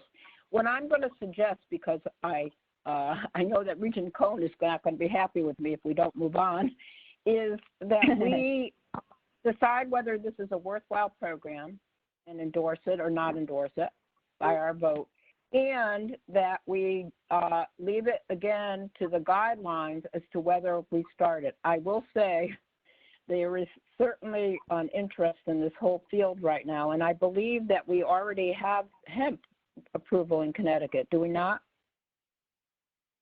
Or not? I think the governor is in support of it. Medicinal is approved in Connecticut. I don't know that the legislature has approved recreational at this point, although the governor has gone on record as supporting that. I'm not talking about recreational. I'm talking about growing hemp for other purposes. Oh, hemp is legal to grow. You need a permit. In fact, we have identified an adjunct locally who has a hemp growing permit and is actually doing it in the Danielson area. Okay. Okay. Then I would ask for approval of the motion or a vote on the motion to approve the program with the understanding that guidelines will be coming forward as to how we determine whether a program actually starts in the fall of 2020. Could I have, we have a motion, we have a second. All in favor of the motion, please. Aye. Aye. Anyone opposed? Okay, the motion carries. Let's go on to the next item, which is... Thank you very much. Appreciate it. I'm sorry to cut you off. Let's look at human performance. That is a Bachelor of Science at Southern Connecticut State University. And I believe there's also going to be a request for a name change, but Dr. Gates will discuss that and Dr. Bulmer. Could I have a motion, please? Holly. A second? I think we had a motion. Okay, we have a motion and a second. Dr. Gates, please. Page 101, Southern Connecticut State University requests licensure of a 120-credit human performance degree leading to a Bachelor of Science and a name change, as well as its accreditation for a period of 7 semesters. And Dr. Bulmer will provide additional information on this program that's in very high demand in the state and nationally. Thank you, Dr. Bulmer. Thank you so much. Thank you, Provost Gates. Thank you. We also have a minor amendment that we wanted to make to the name that you have on the program materials that are before you. At the February meeting for the Academic Council, they were extremely supportive of the program, but did suggest to us that we reconsider the name. So we did some research, and our staff, our faculty, looked at other programs, and they concurred with the Academic Council and have come up with a name that they feel is going to best suit having students recognize the degree program and easily find it. And that new name is Exercise and Sports Science. So I did want to put that forward first before we talk about approving the program that you have before you. So it's exercise and what sports? Sport science. Science. Okay, exercise and sports science. Merle, why don't we just say that that's a friendly amendment and we'll take it? Yes. Yeah. Yep. That's exactly what I. Yes. Thank you. We will just I'll agree. We'll make it a substitute motion so that we don't have to have two votes. Okay, Dr. Bulmer, can you explain the program a little bit to us? Yes, very briefly. I will try to be brief. I know respecting your time is important right now. This program is categorized as a new program, but in practice, it's actually a program modification. In order to better serve our students, we are splitting our highly successful exercise science bachelor's degree program into 2 degree programs, really because the core of courses for this major was no longer meeting the needs of both concentrations, which were human performance and physical education teacher certification. We thank the board. You already approved the first part of this split in the consent agenda today with the renaming of the current exercise science degree program to physical education with pre-K-12 teacher certification. What you have before you now is the second half of that split, which is the creation of the new degree program that will replace the human performance concentration. This new degree program will migrate the very robust enrollment of over 200 current students into the new program and adding only modest expenses in relation to future enrollment growth. The reason you see such high revenues on the budget and such modest expenses is because we do have over 200 students in that program, and we do project maintaining that kind of enrollment. Our faculty have been very thoughtful in modifying their degree program to meet current accreditation standards and take advantage of the separation from the physical education teacher cert program that was already approved. So I welcome your questions. Thank you very much. Any questions from members of the board? It seems to be, the enrollment seems to look pretty robust. Okay, all in favor of approving the sport exercise and sports science, or sports and exercise science, right? Program. Exercise and sport science. Science, yes. Exercise and sports science program with the substitute resolution. All in favor? Aye. Aye. Anyone opposed? The motion carries. Thank you very much. Thank you. Okay, the next program is on page 107, and this is the CSCU Pathway Transfer Program in Economic Studies. May I have approval of the motion? Or, So here's the motion. I'm Naomi. So moved. Okay. Okay. Second, Holly. Okay, I have a motion and a second of the Economic Studies TAP program.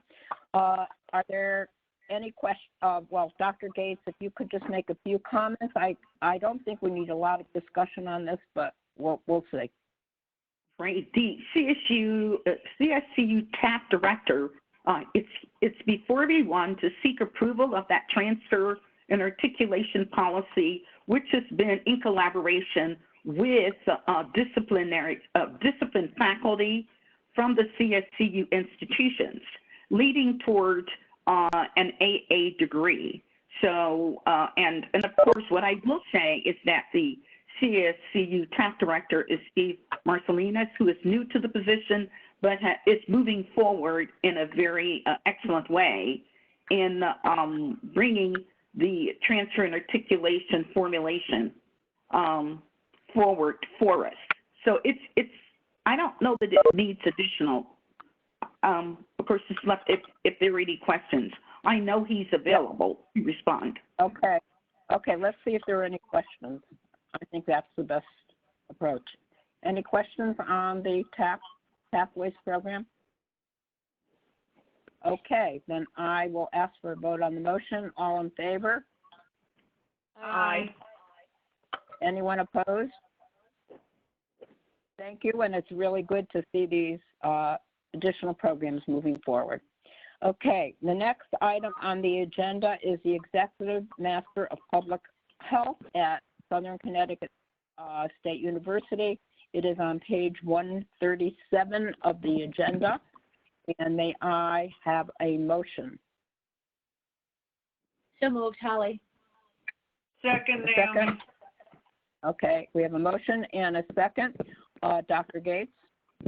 Southern Connecticut State University seeks licensure of a program, the Executive Master of Public Health, leading to a Master of Public Health degree, and accreditation for a period of 7 semesters. And Dr. Balmer is invited back to speak to the Executive Master of Public Administration, of Public Health, program. I just want to say one you. thing. When I read this whole the whole document, I was absolutely. I mean, it's just incredible that when this was prepared, we talked about the next health epidemic, and we're living it right now.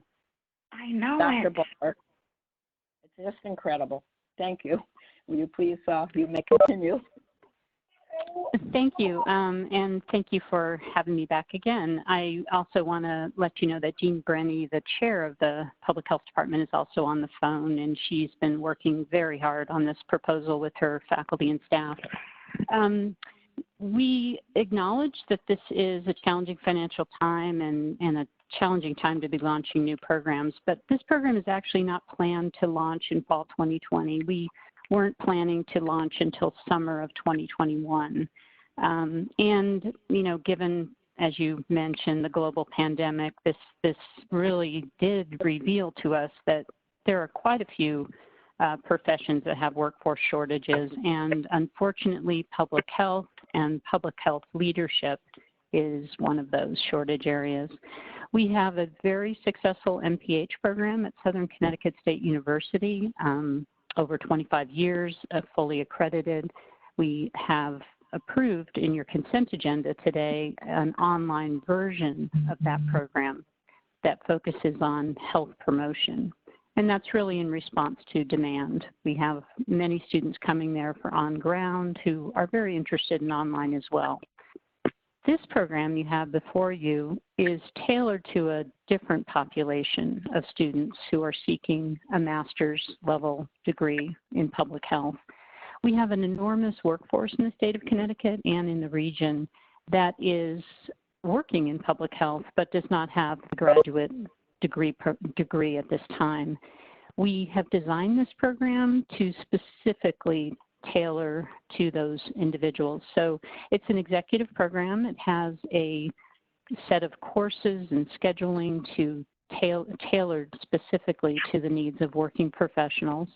And we have been, I think, quite modest in our estimates of our enrollment for those individuals, starting with a cohort of 15, anticipating some attrition, and then by year 3, anticipating that we might be able to increase that cohort to 18 students. We think that's conservative, and we've built the budget accordingly. The concentration is focused on leadership, and that is something that is desperately needed in the public health workforce right now. So with that, I'll welcome your questions. Questions, please? Again, this is not beginning until 2021, so we're, I think we're in good shape with that. Okay, then I'll take no questions. I'll take a vote on the motion. All in favor? Aye. Anyone opposed? Motion carries. Thank you very much. Data science, next item, data science major, a BABS at Eastern Connecticut State University on page 141 of the agenda. Could I have a motion? So moved, Naomi. Naomi, is a second, please? Second. This is Holly. Second. Okay, second. Okay. Thank you, Holly. Dr. Gates. Eastern Connecticut State University seeks licensure of a program, data science, leading to a 120 credit Bachelor of Art or Bachelor of Science degree and accreditation over a period of 7 semesters. Data science is one of the fastest growing career areas in the state of Connecticut and in the country, and we've seen evidence of this as a result of COVID-19. Dr. Bill Saka, Provost, will provide additional details. Dr. Saka, please. Okay, thank you, Provost Gates, and thank you, Regents. As Provost Gates noted, this is a new major that's really intended to meet what is already high and is anticipated to continue to grow demand for workers with data analytics skills. It requires no new faculty at this point, and the startup costs are actually very, very modest. And we do believe that this major will generate considerable revenue for the university going forward. The major is unique in that it has 2 components. It has the Bachelor's of Science and the Bachelor's of Arts. The Bachelor of Science is a more traditional data science major with a lot of math and a lot of computer science. What's unique about this program is the Bachelor of Arts component. And what this does is it allows a student to double major in some other discipline and then add the second major of data science. So for example, a political science major or an economics major could double major in data science and develop those skills to apply to their disciplines. So overall, it's a well-designed major. It was created by an interdisciplinary team, and I have no doubt it will attract students to Eastern. We would hope to begin this major in the fall of 2020. With that, are there any questions? Do you have students already intending to move into the major? Yes, we do. We have a number. So we have a data science concentration within our mathematics program, and those students and a number of computer science students are looking to join this major, and we have a number of students in the social sciences who are interested in the Bachelor of Arts track as well. Questions from committee members, please? This is Elsa Nunez from Eastern. The only thing I would add to the provost presentation is that we've been really working closely with Cigna on the needs of the companies in Connecticut for data analytics. Mm-hmm. Thank you. Any questions, committee members? Okay. Hearing none, I will take a vote on the motion. Again, looking at our policy or our protocol that will be developed on starting programs. All in favor, please, of the motion. Aye. Aye. Okay, Aye. the motion carries. Thank you very much. Anyone opposed? I think I heard all ayes, so I didn't. Okay, no one opposed. The motion carries. Thank you very much. The next item on the agenda is Human Resource Management, a Bachelor of Science degree at Charter Oak State College. It is on page 145 of the agenda, and I would like a motion, please. So moved. Holly. Holly, thank you. A second, please. Okay, do I have a second? Either Naomi or Aviva? Second. Yeah, this is Naomi. Aviva. Okay, Aviva second. Holly moves the motion and Aviva second. Dr. Gates. Thank you. Charter Oak State College seeks approval of the licensure of a program, Human Resource Management, leading to a 120 credit Bachelor of Science degree and its accreditation for a period of 7 semesters. And I will state it, I'm sure Provost Adams, who will be available to provide additional information, will also share with the committee that this was a concentration and they are moving this to a baccalaureate degree. Dr. Shirley Adams will provide additional information. Hi, this is Shirley Adams. Hi, this is Shirley Adams, and thank you for having us today. Yes, the human resource management has been a concentration that we've had for quite some time, and as part of our strategic planning process and our program review process, we have been moving our popular concentrations over to majors, and so this is one that we are moving over. So there really isn't any change of, to the program itself. And as far as enrollment goes, we did provide numbers for the first, second, and third year to Dr. Gates. So I don't know if those numbers went over to you, but it's a small enrollment in each of the years, but the courses are fully developed and the courses are part of the business administration, and some of them are also part of the organizational leadership program. So there really is no new cost to the program. So I'll answer any questions that you have. Any questions from committee members? Hearing none, I will ask for a vote on the motion. All in favor of approving the Human Resource Management Bachelor of Science degree at Charter Oak State College? Aye. Aye. Aye. Anyone opposed? The motion carries. Okay, moving right along. Another Charter Oak State College program, the Bachelor of Science in Organizational Leadership, on page 149. May I have a motion? So moved. Holly. Second, Naomi. Okay. Thank you. Holly and Dr. Gates, should we just ask Dr. Adams to continue? Yes, let's please ask Dr. Adams to continue for the next two programs. Yes. Okay. Okay, so this is Shirley Adams again.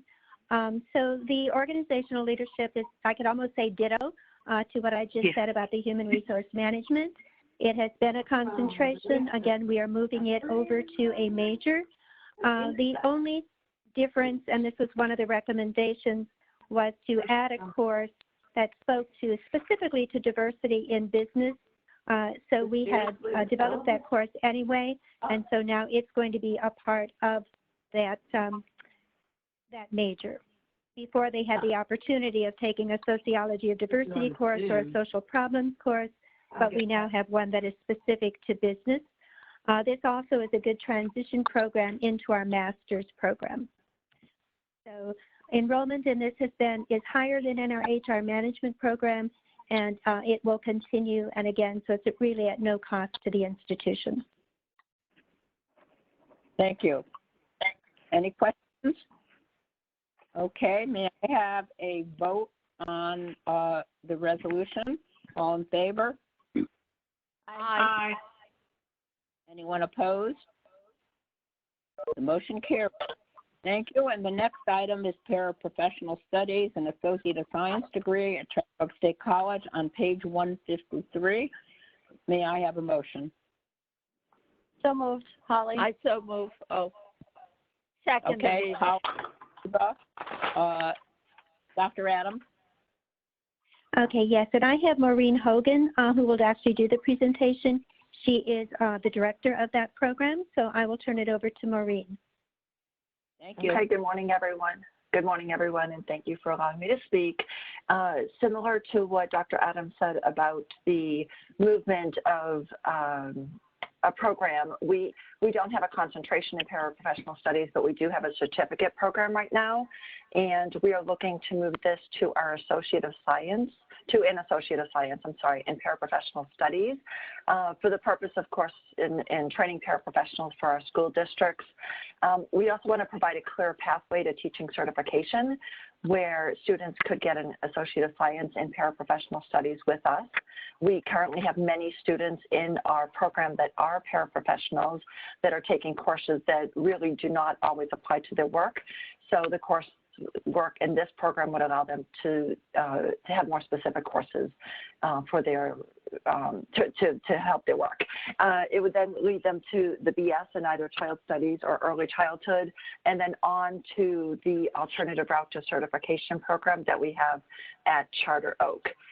We are looking to start this in the fall and intend to market to school districts across the state to bring paras in. And there should be no cost to Charter Oak because we already have all of the courses developed. And I can answer any questions. Any questions? Will you continue the certificate program? No, the idea was that we would eliminate the certificate program. Okay. And part of the reason that we're thinking of discontinuing the certificate program is they cannot get financial aid for that. So with the associate degree, they will be eligible for financial aid. And a lot of the students, obviously, that are paraprofessionals or are going into that field really can use financial aid. Mm-hmm. Any questions?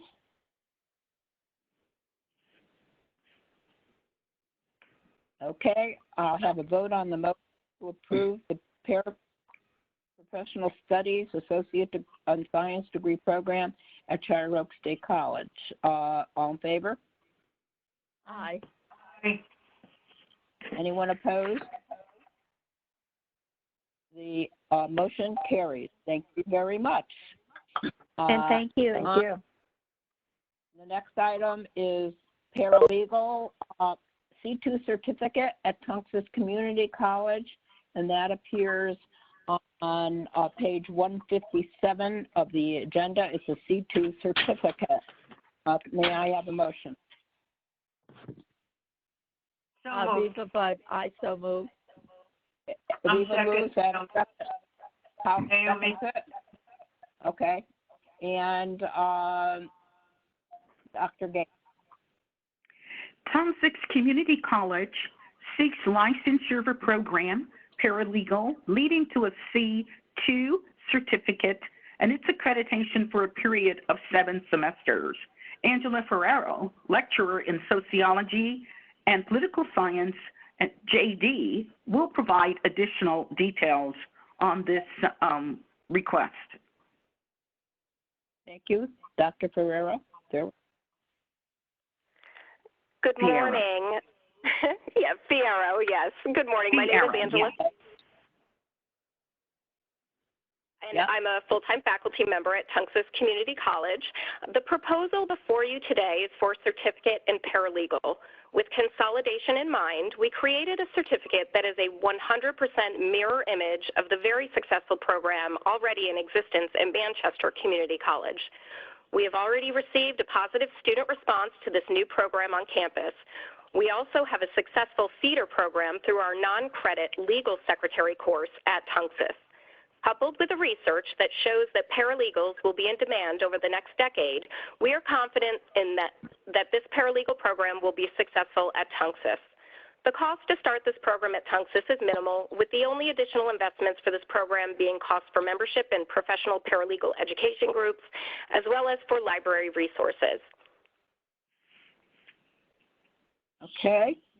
Any questions on this particular program? No one has a question. Hearing none, I will ask for a vote on the resolution. All in favor of approving the paralegal C2 certificate at Tunxus Community College? Aye. Aye. Anyone opposed? Okay, the motion carries. Thank you very much. Thank you so much. Thank you.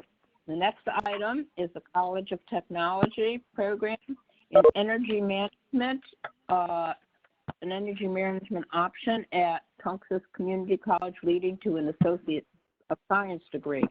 May I have a motion, please? It's on the actual language is on page 161. Naomi, so moved. Okay, Naomi moved and Aviva seconded it. Thank you. Second. Thank you. Okay. Dr. Gates. Townsend Community College seeks approval of licensure of a program, Technology Studies, Energy Management option, and that would lead to a 64-credit Associate of Science degree in the College of Technology and its accreditation for a period of 7 semesters. The normalization policy approval has been in place for the College of Technology, and therefore the 64 credits was approved for the program. Matt Spinelli, Director of STEAM and Advanced Manufacturing, will provide additional details. Good morning, ladies and gentlemen. This is Matt from Tunxus. I apologize for any background noise. I'm actually in process of 3D printing some face shield holders for people on the front lines fighting this COVID-19. Wow. Wonderful. The energy management degree through the College of Technology replaces a former energy management degree on campus and is a more robust degree requiring higher physics and math requirements. This degree is grant funded through the Connecticut DEEP, so there is no cost to the institution. Okay, that answers the question I think that Aviva Budd had. Are there any other questions? There also is the C2 certificate, which I'll take the motion right after, but this is a time to ask questions on either of those. Now, the C2 is on page 165. Any questions on either of those programs, the Associate in Science or the C2? Okay, then I will take a vote on the Associate degree program, which is a College of Technology, Technology Studies, Energy Management option, and Associate of Science at Tunxus. All in favor? Aye. Aye. Anyone opposed? The motion carries. Thank you. How about the C2 certificate? I need a motion on page 165. Naomi, so moved. Second, Naomi and Holly seconded. Thank you. Does anyone have a question of Matt Spinelli? Okay, I'll take a vote on the motion. All in favor? Aye. Anyone opposed? The motion carries. Thank you very, very much. Okay, well, we're moving right ahead to page 169 of the agenda, which is an ESL English as a Second Language program, a certificate at Gateway Community College on page 169. May I have a motion? So moved, Holly. Okay, Holly moved. A second? Do I have a second on the motion on page 1? I'll second it. There's a second. Okay. Dr. Gates.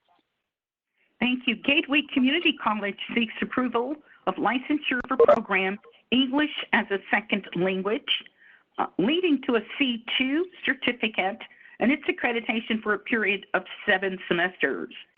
Susan Chenard is available, who is the professor and program coordinator for the ESL program, to provide a rationale for this program at Gateway Community College. Good morning, everyone. Thank you for, yes, this is Susan speaking. Good morning, everyone. Thank you for the opportunity to speak. Immigrant communities are some of the most at-risk communities in our state. This certificate will provide qualified applicants with an accelerated path, leveraging existing personnel and curriculum. There is currently existing a strong cohort of students prepared to enter this program. And second, this will also prepare them to continue on with their majors and provide them with significant career preparation and career opportunities. I'm welcome to questions from all of you. Thank you very much.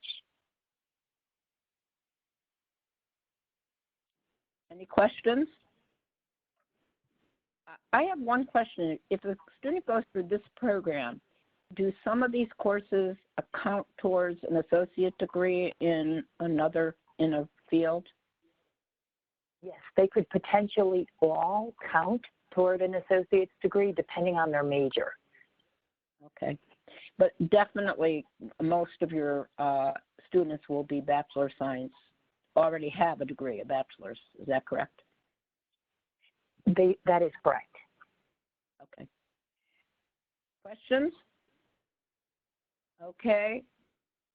Hearing none, I will have a vote on the motion on page 169. All in favor? Aye. Aye. Anyone opposed? The motion carries. Merle, Thank you very much.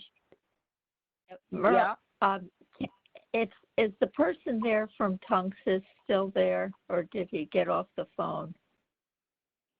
Matt Spinelli. Matt Spinelli. I'm still here. He's probably off the phone, but this is Amy Fest from Tunxis, if I can answer any questions. I think Matt said that he's still there. Okay, it's a simple question. In the revenue side, it said other revenue, $124,560. Was that a mistake in the second Tunxis management? What is other revenue, $124,560? That figure is the grant that we get. A grant, okay. And you get that Those annually because I see it repeated. Yes, ma'am. Is it a 3-year? Who's the grant from? What's it from? Government? Yes. Connecticut Department of Energy and Environmental Protection. And you get it every year, or is it a 10-year, 5-year, 2-year? What is it?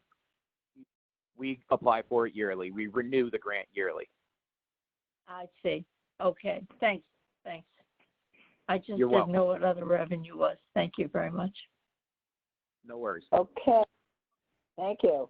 The next item on the agenda is on page 173, and it is the Criminal Justice Associate of Science degree program at Gateway Community College.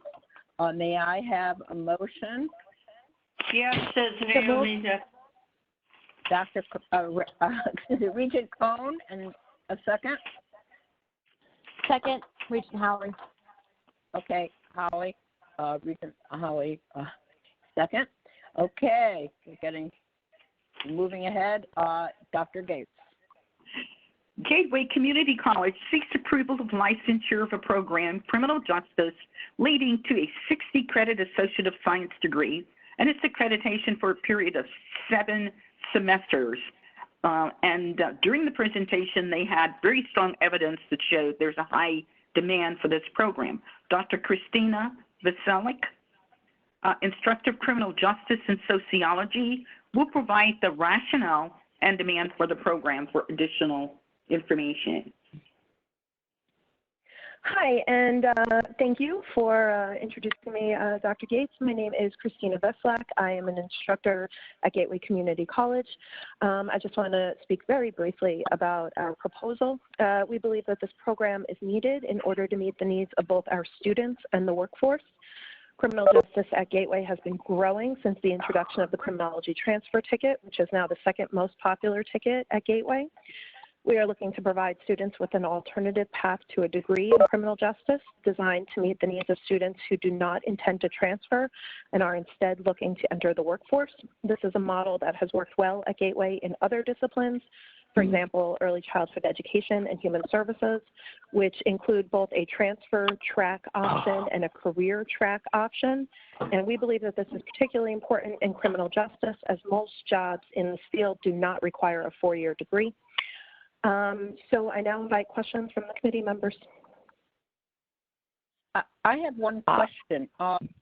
Yes. Your other degree, is your other degree an AA degree, the transfer degree?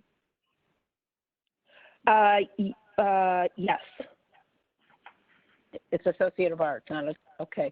Because what I am concerned about is the confusion for students, and I was under the impression we were going to try to call our career track AOS degrees. And maybe Dr. Gates can comment on that.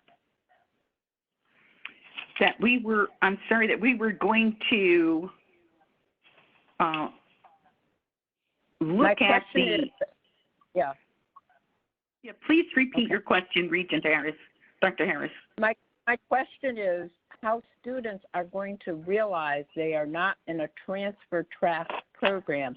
I thought we were going to designate some of our programs that are non-transfer associate in occupational science, so that students, it would be clear that in the beginning that this does not automatically transfer.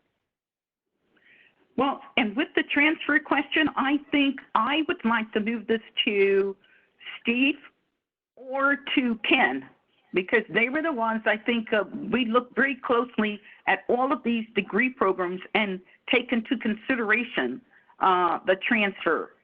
Ken, are you on? Yes, I am, Jane, and everyone. Good morning, everyone. In this case, the transfer degree is a TAP degree, a transfer ticket, so that is very clearly identified as a transfer pathway. And our practice right now has been to identify the transfer pathways and not necessarily make the move to a different name for the non-transfer pathways. I think that's something we can consider doing, but we haven't made that move to identify the non-transfer pathways as non-transfer. Okay. Thank you. I understand that, and I guess my recommendation is that we do look at that, because I think we're going to get negative feedback, in a year or two about that, because it won't be clear to some students, or they'll claim it wasn't clear. Okay, excellent. We're noting that. Okay, other questions? I have a question, Aviva Budd. On your tuition and expenditures, looking at expenditures, you have administrative cost of $65,965. That isn't an allocation. What is in that administrative cost?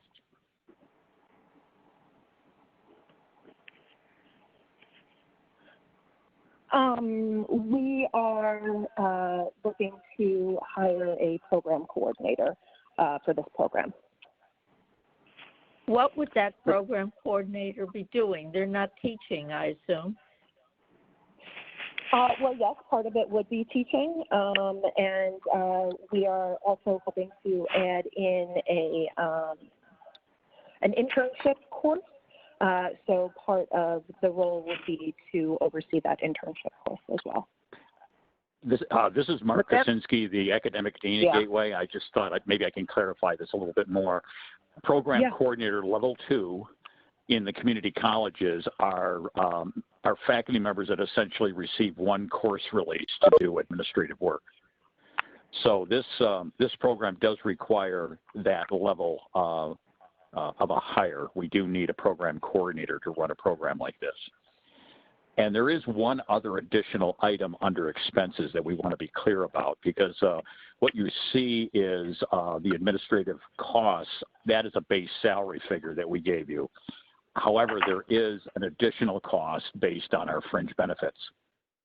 So we see this program, and let me give you those numbers because that wasn't presented on this piece of paper, but they are significantly higher because our fringe benefit rates now are 72%. So instead of $65,965, we're talking about $111,450 the first year. So we see this program in its first year. It will not be aligned in resources, but it will be breaking even by second year and making money essentially by third year. So we don't want that not to be understood by the regents. But you have no faculty expenses, you have no support, you have no student services expenses. No. These are all blank. I don't understand how you can have no student services advisory or any faculty allocation expenses. I guess I don't understand that. Well, the advisory would be included under the program coordinator's role. So a program coordinator, level 2 program coordinator, that is their role. Their role is to oversee student advisement and also overseeing the scheduling of classes, the appointment of part-time instructors and others in the program. The good part of this program is that we're not creating new courses. All the courses are already on the books for this degree. And as Dr. Basilek pointed out, we have such a strong number of TAP pathway students. It's the second largest cohort at the college. Almost 200 students are in criminal justice pathways right now. That's another reason we think this program that goes direct to career is a good idea. Do you think you'll get new students beyond the existing students because of this certificate?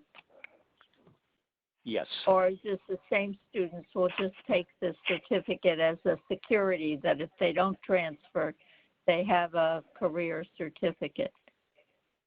Well, it couldn't. Or I suppose it could be both. I call it a certificate. It's the wrong word. Yeah, that's right. But I mean the degree.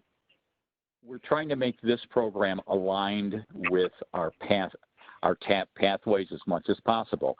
As Dr. Basilek pointed out, there is an internship piece, which is very critical to the career focus of this program.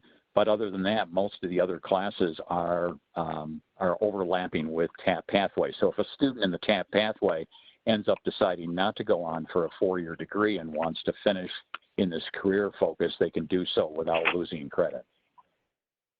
I guess then my question is there an additional tuition cost for the internship?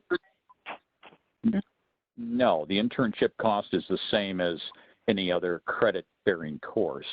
I mean, this program comes in within the 60 or 61 credit threshold of normalization. So there are no additional costs here for any of the students. I have one question from Dr. Harris. Year one, which is supposed to be start in 2020, this fall, with the additional costs there will be a significant loss of revenue with the number of students. I assume that if you look at this with the protocol that we're going to be developing, that you would consider starting it a little bit later? Yes, very much so. Yes. The chair, that's what I'm talking about, the chair or coordinator, because that's your expense. That's correct, Dr. Harris. Yes, I know Dr. Coley and I will be talking later in, later this spring, because I think, with the unprecedented circumstances we're all in, we're going to have to obviously look at that. So that would be an option if we needed to delay the start of this program another year. That's certainly on the table. I'd want to investigate that with President Coley and see what he thinks. Thank you. This is Naomi. Do the interns get paid?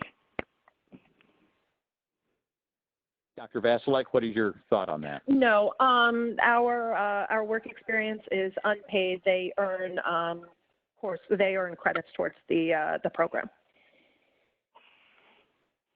I just editorial note. I just think, given Dr. Harris's question about Dr. Harris's question about the significant cost for a staff member, I suspect that developing internships at a time when we're looking to bring people back who have been laid off might also be another problem. If they're unpaid, it may not be. Paid internships will be a problem. I would assume, Aviva, somebody has to supervise them. Well, I just, in my view, established that this program is going to cost the salary of the administrative coordinator because the revenue is going to be the same, whether you're in a TAP program or this program. And with the internships will basically cost the system whatever that administrator's salary is with fringes, about $100,000, unless we generate students who would not otherwise be in any program, whether it's the TAP or the associate's degree program. It's a cost. The question is, how does it improve interest? And I'm not sure I'm convinced that it does.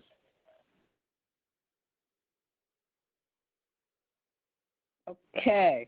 Are we ready to vote on the motion, given the knowledge that it will not begin, they will not hire that administrator if there's agreement that there isn't the revenue to support it, or the number of students to support it. All in favor?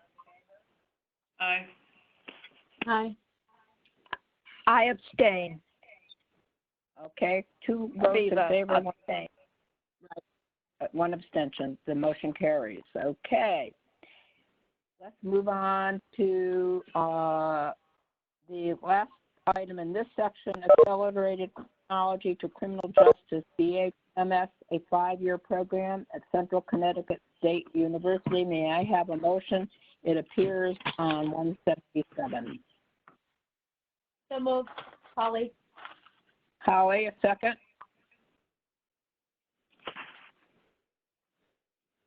Second, Naomi.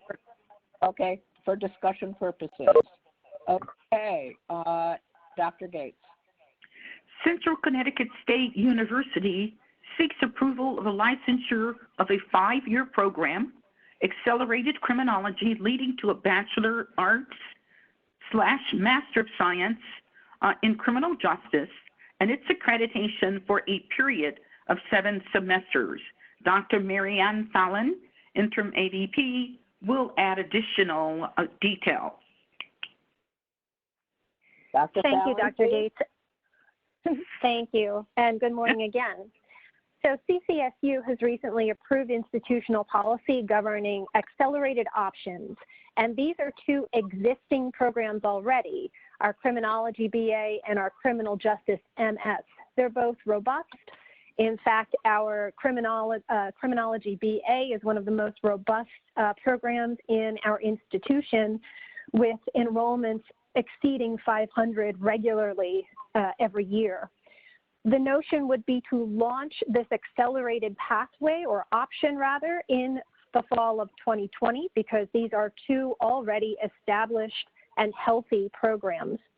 The accelerated option was designed to attract more students into these already robust programs and support increased enrollment in the graduate program and meet workforce demand in the fields of law enforcement and community corrections, while saving students approximately $10,000 in tuition and fees by being able to complete in 5 years rather than the traditional 6 years.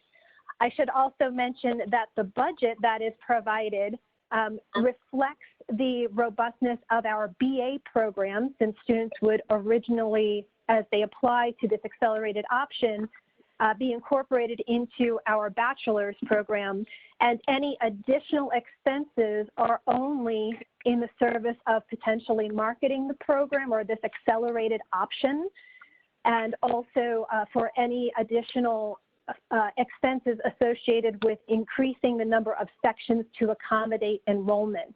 There would be no other additional costs associated with this program. Joining me today is Dr. Jennifer Hedlund, who is the chairperson of the Department of Criminology and Criminal Justice, and we're both available to answer your questions. Thank you. Thank you. Any questions?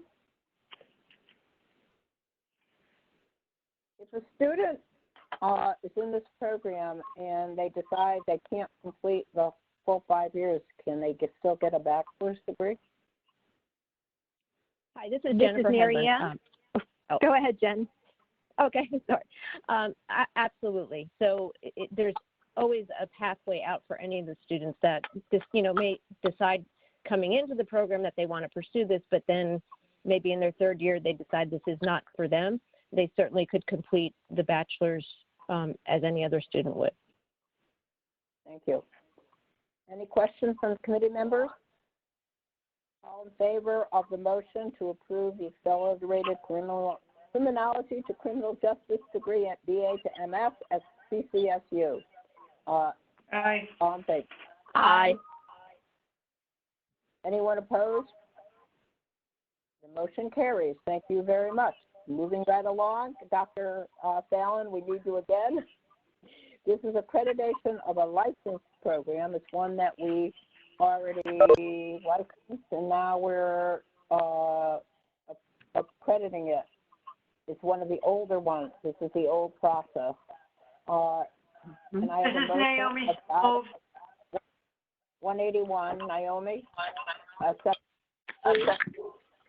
Second, Holly. Okay, Holly, second it. Okay, Dr. Gates.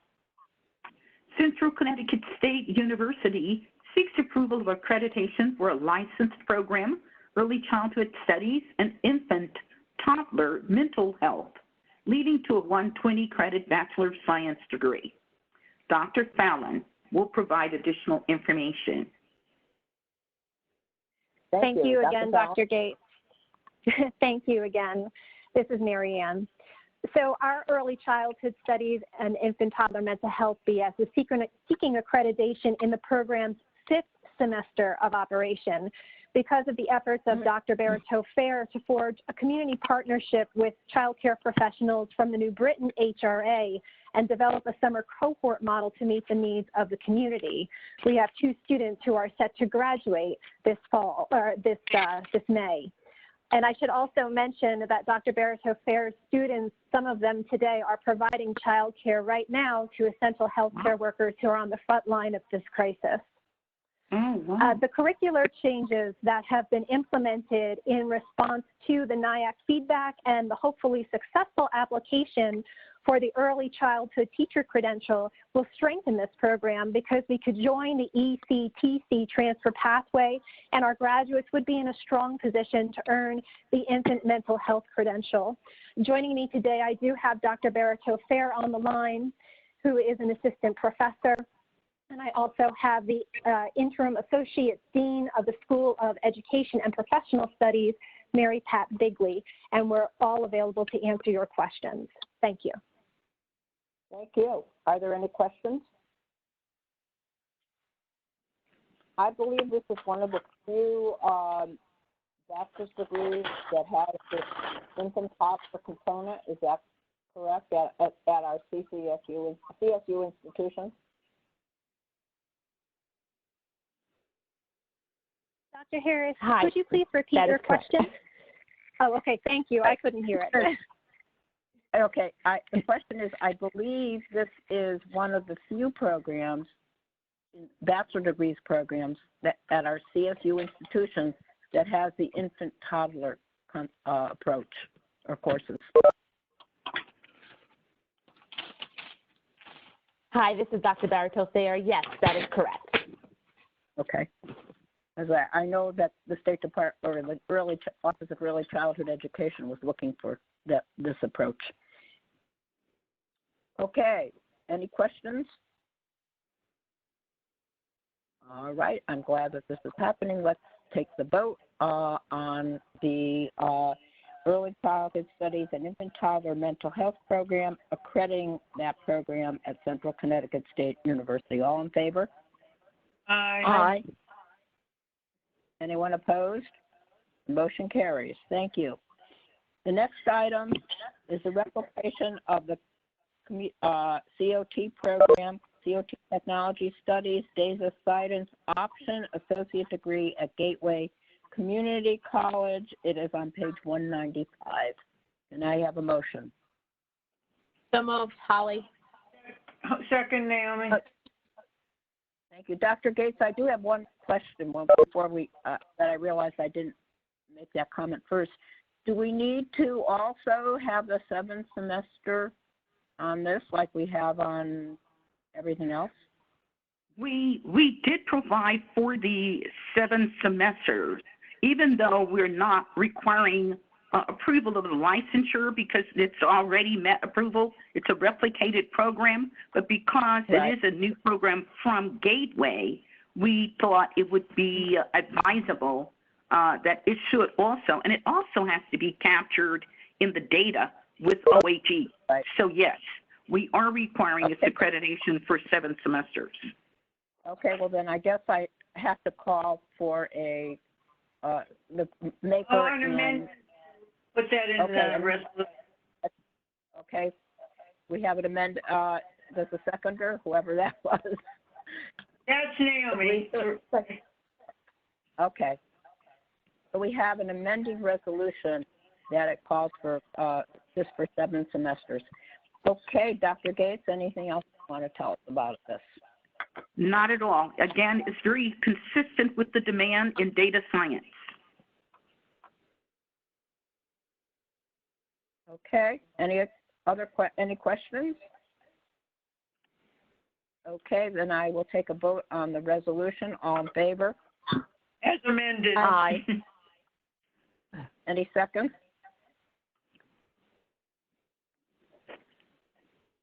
Okay.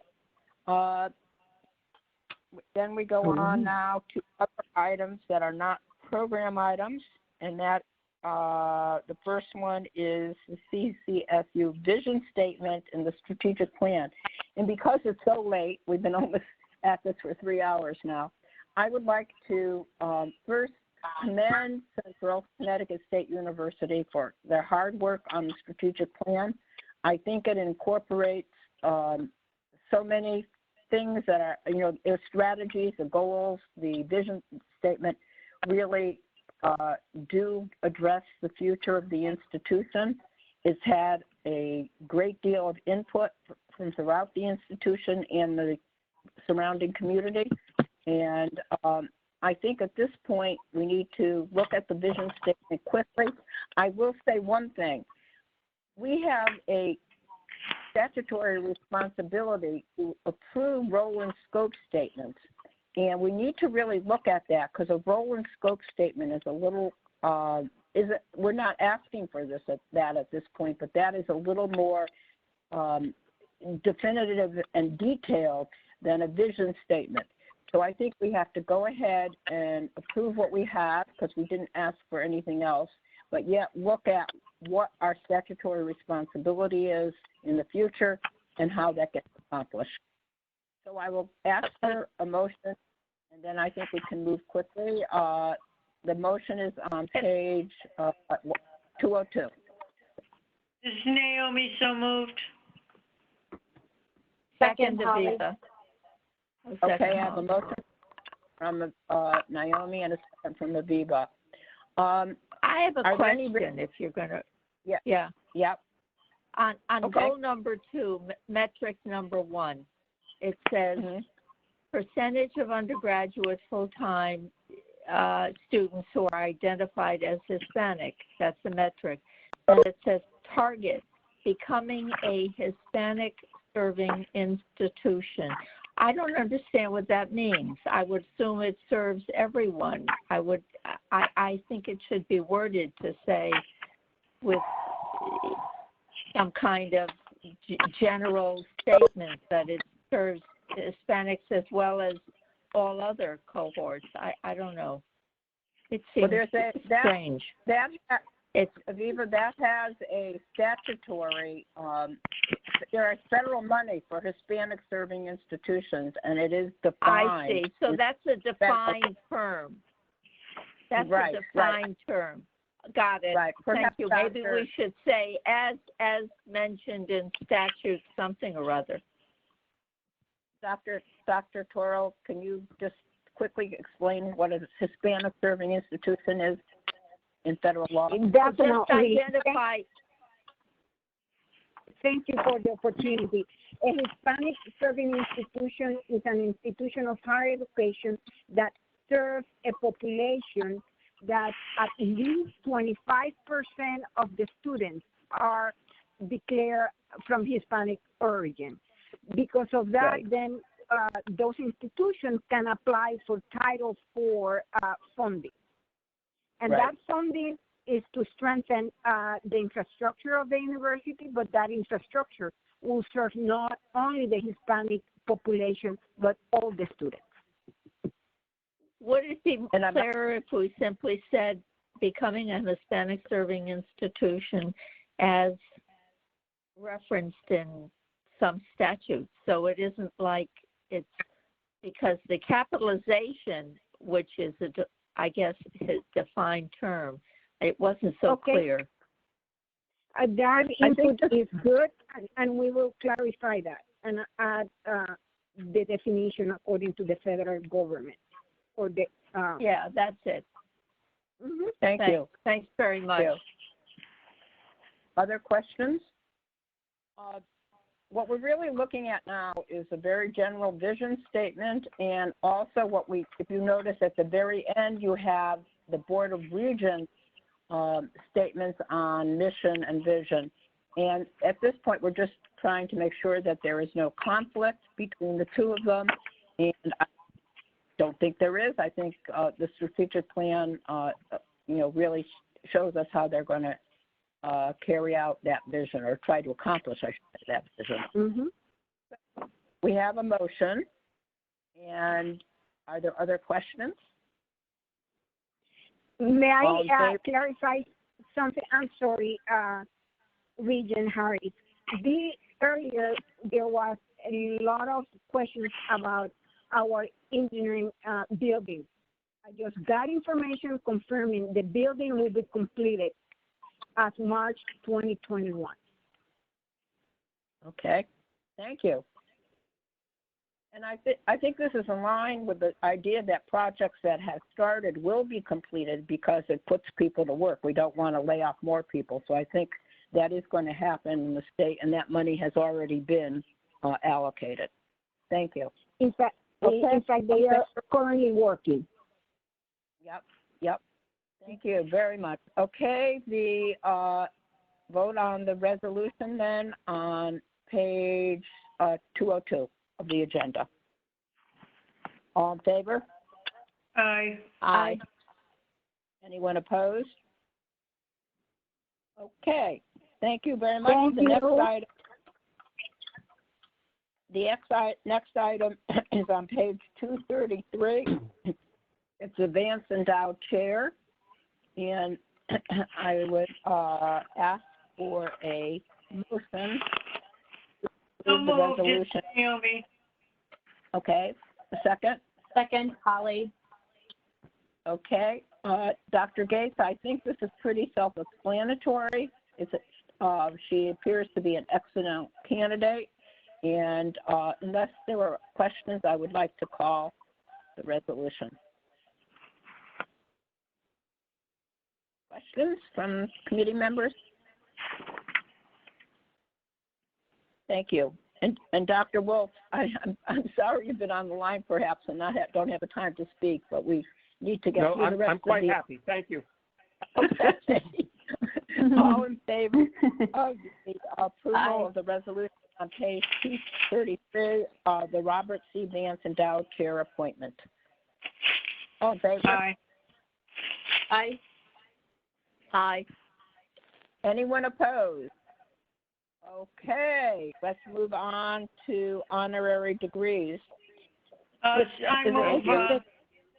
move the resolution on honorary degrees. It's Naomi. Okay. Second, Holly. Okay, we have a motion and a second, and unfortunately, there are not going to be immediate commencement ceremonies, so we'll figure out maybe in the fall if we're going to have any.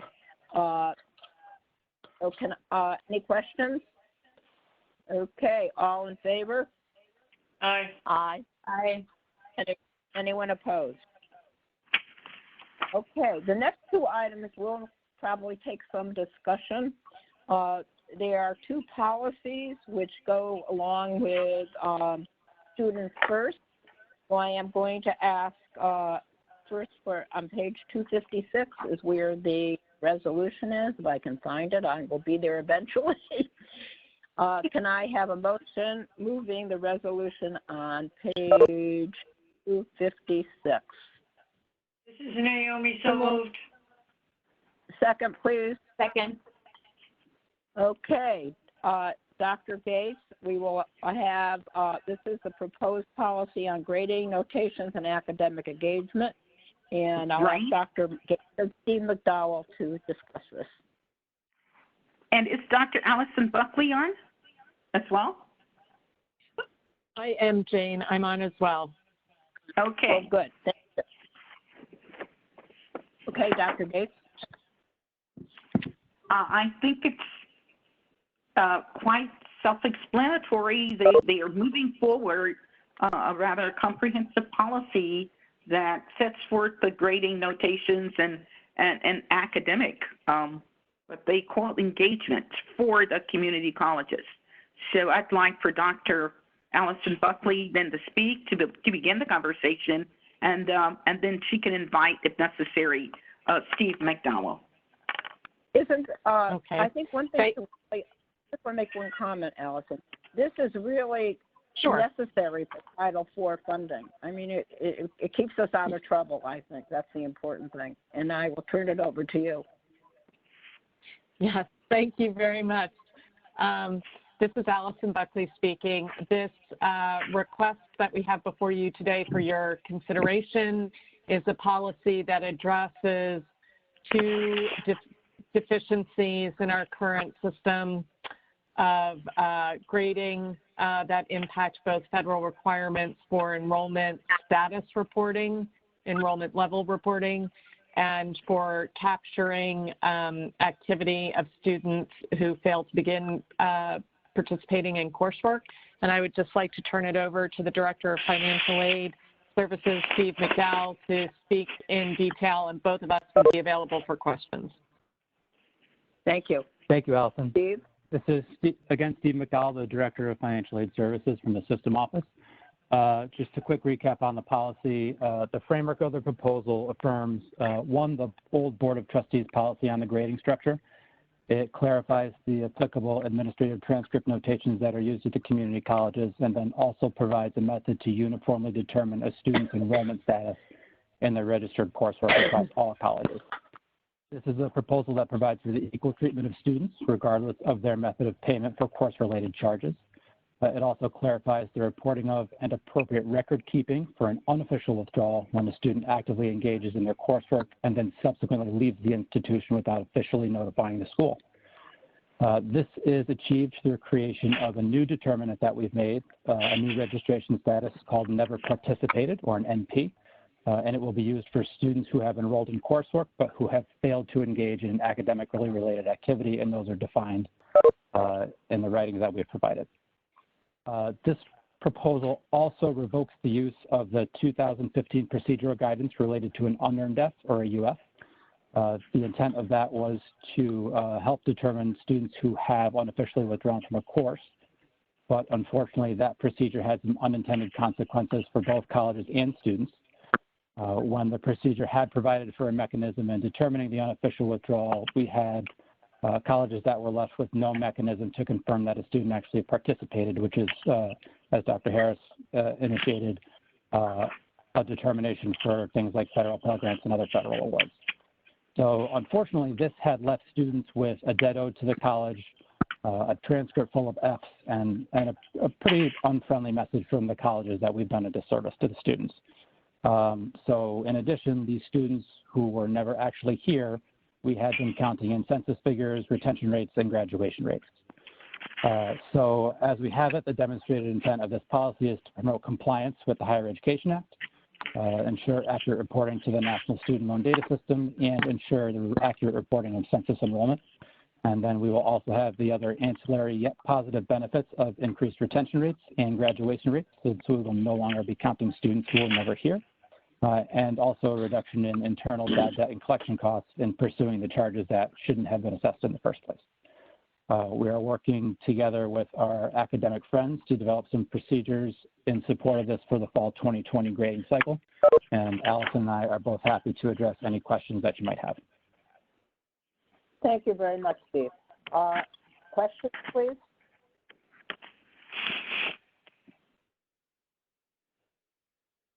Okay. Wow, no questions. I know I'm not that thorough. We'll take it. We'll take it, Steve. Yeah. I think everyone read the material, and it was pretty self-explanatory. All in favor then of the motion on page 256, the resolution, I should say. All in favor, please? Aye. Anyone opposed? Okay, the motion carries. Thank you very much, both Steve and Allison. And thank you. The next item is on page 64 of the agenda. And this I move adoption of the resolution for board faculty awards. This is Naomi. Oh, we're not there yet. Oh, we're not there yet. We're on page 264, which is holistic case advisory I'm policy. sorry. I move adoption of that resolution. Okay, may I have a second? Second. Okay, we have a motion and a second. And I will ask Dr. Gates and Dr. DeSantis to speak to this. Briefly here, the BOR proposed policy, holistic case management advising policy, will be presented by Dr. Greg DeSantis, the Vice President for Student Success and Academic Initiatives. Good afternoon, Regents. This is Dr. Greg DeSantis. Thank you for the time. The holistic case management advising policy includes, as you can see, 4 main components. Adopting a holistic case management advising model for the community colleges, reducing the ratio of advisors, guided pathways advisors to students, with the goal of reaching scale by fall 2022 of 250 to 1 as a ratio, adopting a student success technology platform to assist with this process for both those guided pathways advisors and other faculty and student affairs staff, and to develop an initial implementation plan and assessment plan for the policy by December 2020. I just want to note briefly that this is the culmination of approximately 2 years of Students First and Guided Pathways work by the working team for holistic student support redesign. It was approved unanimously by that team, unanimously by the Guided Pathways Task Force, and then unanimously by the College Consolidation Implementation Committee, which is how it finds its way to you today. And if I may take the liberty, I will add one paraphrase that we heard from the College Consolidation Implementation Committee from CEO Harris, indicating that there was much excitement about the moving forward of this policy, knowing that this is one of the most significant needs that has existed at the community colleges for many years, if not perpetually. Thank you. I also, anyone that's not on mute, if you could mute your phone, I get some background noise. Thank you. Okay.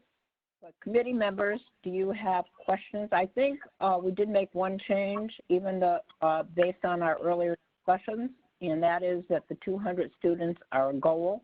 We certainly want to achieve it, and we'll do everything we can to achieve it. 200 students to one advisor, knowing that that's even more complicated today than it was a few months ago.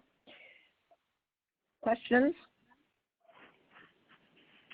I thank you all for excellent work. I hope we do move forward and improve our advisement ratios, because that is such an important part of success at a community college. Any questions from anyone else before we vote? Okay, I ask for a vote on the resolution on page 264 on holistic case management. All in favor? Aye. Aye. Anyone opposed? Okay, the motion carries, and we are, believe it or not, closing in on the end. Regent Cohen, would you yes, please? I have a motion to adopt the resolution on board faculty awards. Thank you very much. And I don't know, this needs a lot of discussion. This is something the board approved in 2013. It provides $1,000 to the recipients of the awards, and they are for junior faculty in teaching, research, and scholarly excellence. And then adjunct teaching, we have also awards in that area. And finally, we have system-wide awards. This is developed from the ground up on the campuses, the recommendations are there. And then we approve them at the system level with a committee of last year's recipients.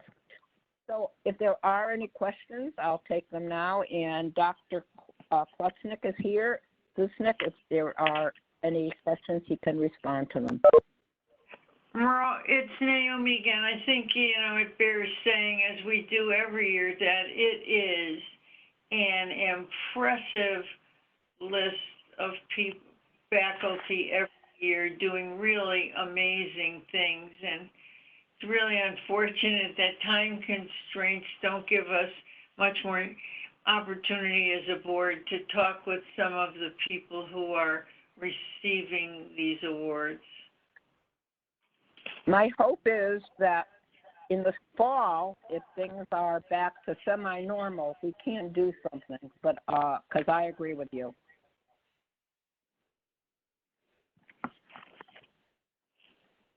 Okay. Other questions?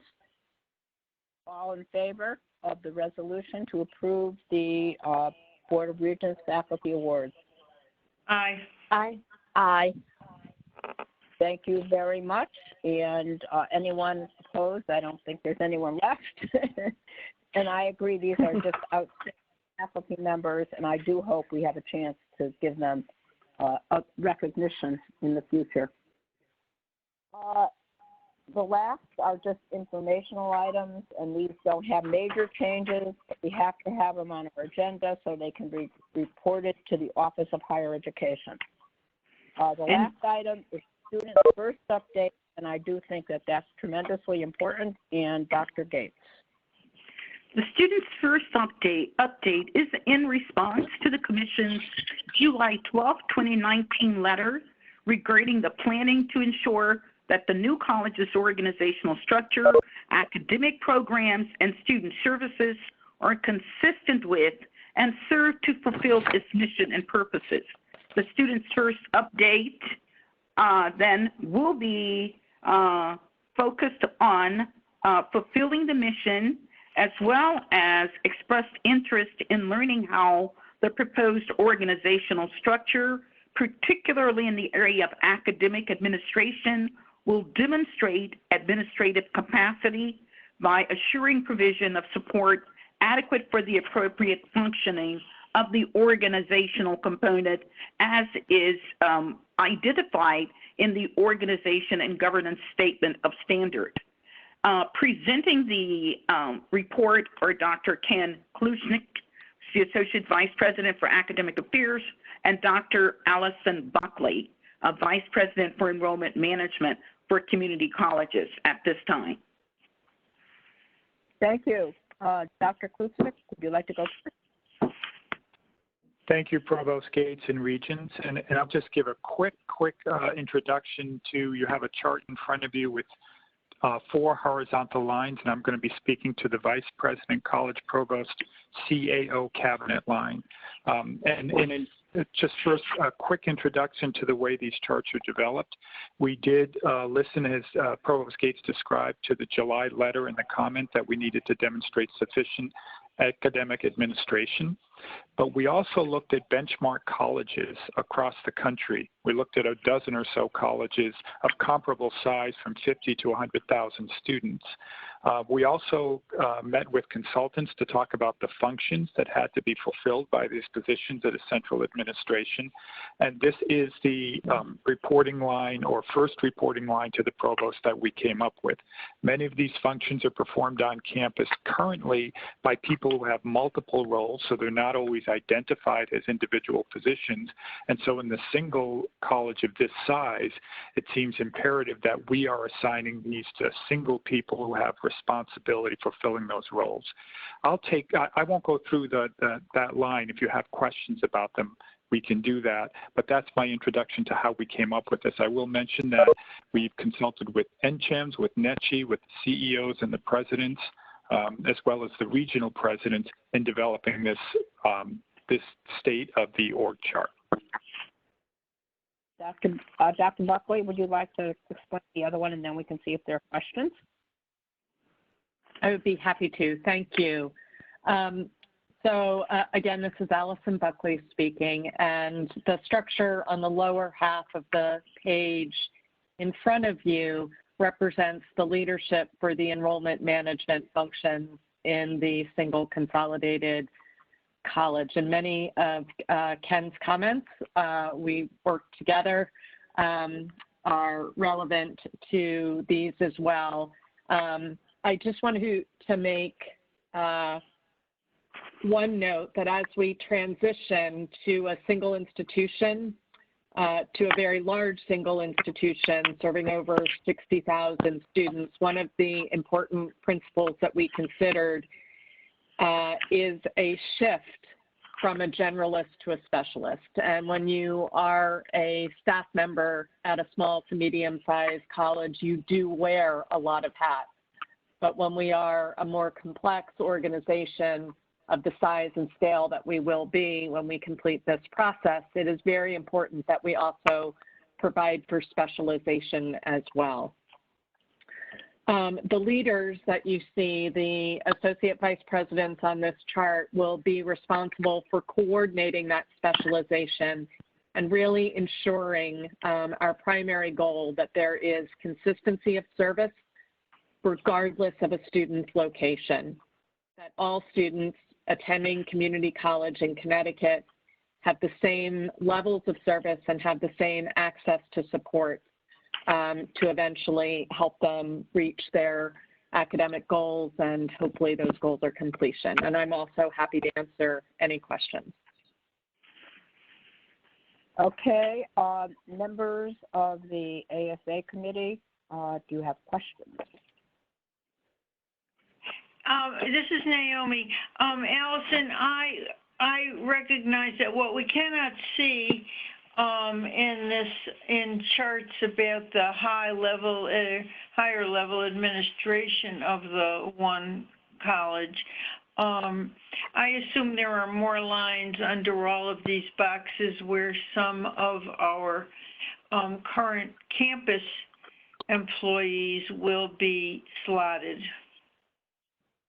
Yes, there are lines. I just wanted to make sure I wasn't on mute. There are lines. I will say we worked very hard to limit the number of steps from staff who were on a campus and touching a student to the cabinet. So even though there are these positions in enrollment management all have direct reports with direct reports, we still tried to keep a fairly flat structure to make sure to limit those levels between the students and the cabinet. And I assume that and staff and institutions should assume that for whatever the function is, some of the people currently on staff who are doing, for instance, student support's probably the wrong one, who are doing information systems, for instance, will be still on the campuses. So we're not losing those kinds of services on the campus. Absolutely. Our goal has always been that we maintain or increase the staffing levels of people who are working directly with students and their families for education. And advising is an area where, given the policy we discussed a few minutes ago, we will be increasing the number of folks who are on the campus and working directly with students. And certainly, our intention, and there will be places for the folks who are currently working in enrollment management and student affairs. They'll be able to slot themselves into this new organizational structure. My goal would be to do that as seamlessly as possible.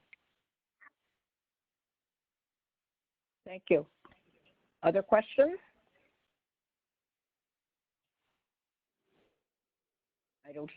Hearing none, is that correct? Hello? This is Paulina. Okay. I guess, yeah, who was that just then? This is Kalina. Okay, Kalina, I'm sorry. Yeah, please. So I am curious about the relationship of, say, academic deans and the level. Do we have a sense yet of what the separation between that level and the sort of academic level at the system office would be? Ken, can you address that? Hi, this is Ken, and we are working on that right now. One thing that's going to change is that whereas now all of the curriculum work and the level of faculty work is done department by department, college by college, that will move to the single college. So if you look at the left-hand box, the Associate Vice President of Academic Programs and Curriculum, that's where curriculum and that kind of work will happen. So that will change the role of the deans on the campuses, because the deans for curriculum and such will be at the single college. We're working out those details. Can you describe, though, for me, how if a college, say, is in a specific area with specific needs, how will that happen? Because it won't be a system-wide program.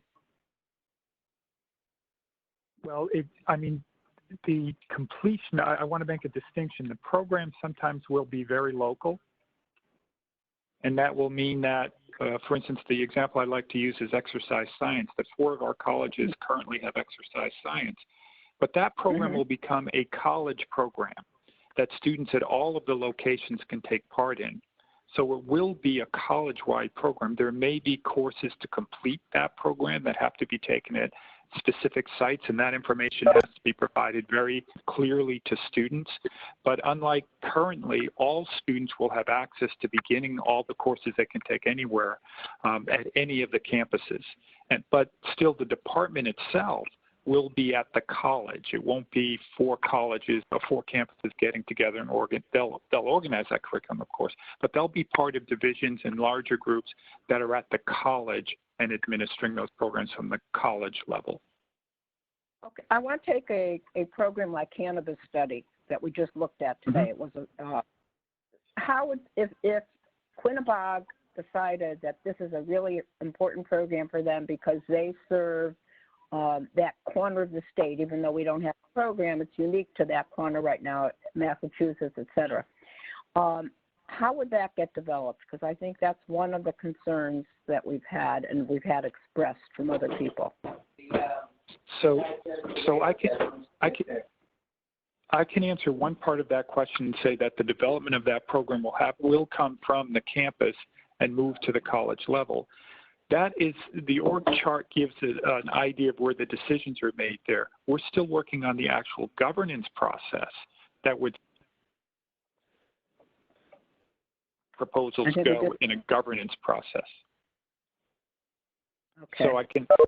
So that work will take place on the college level. We don't have the specifics. The Shared Governance Committee, we were hoping would have a proposal for the governance for that kind of work by May, but of course that work has all been slowed down.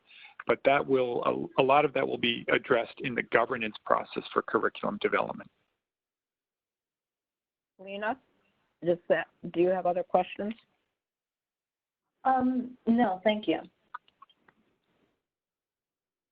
Okay, any other board regents have questions? Well, I'm going to take a motion in a moment to adjourn. I thank you all for this marathon meeting. It certainly was not a sprint. I tried to move things forward. I apologize for didn't do it as I thought, but I think we did such a lot. So I would like a motion to adjourn. So moved. So moved. Thank you very much. All in favor? Aye. Aye. Thank you. And the meeting is adjourned. Stay healthy.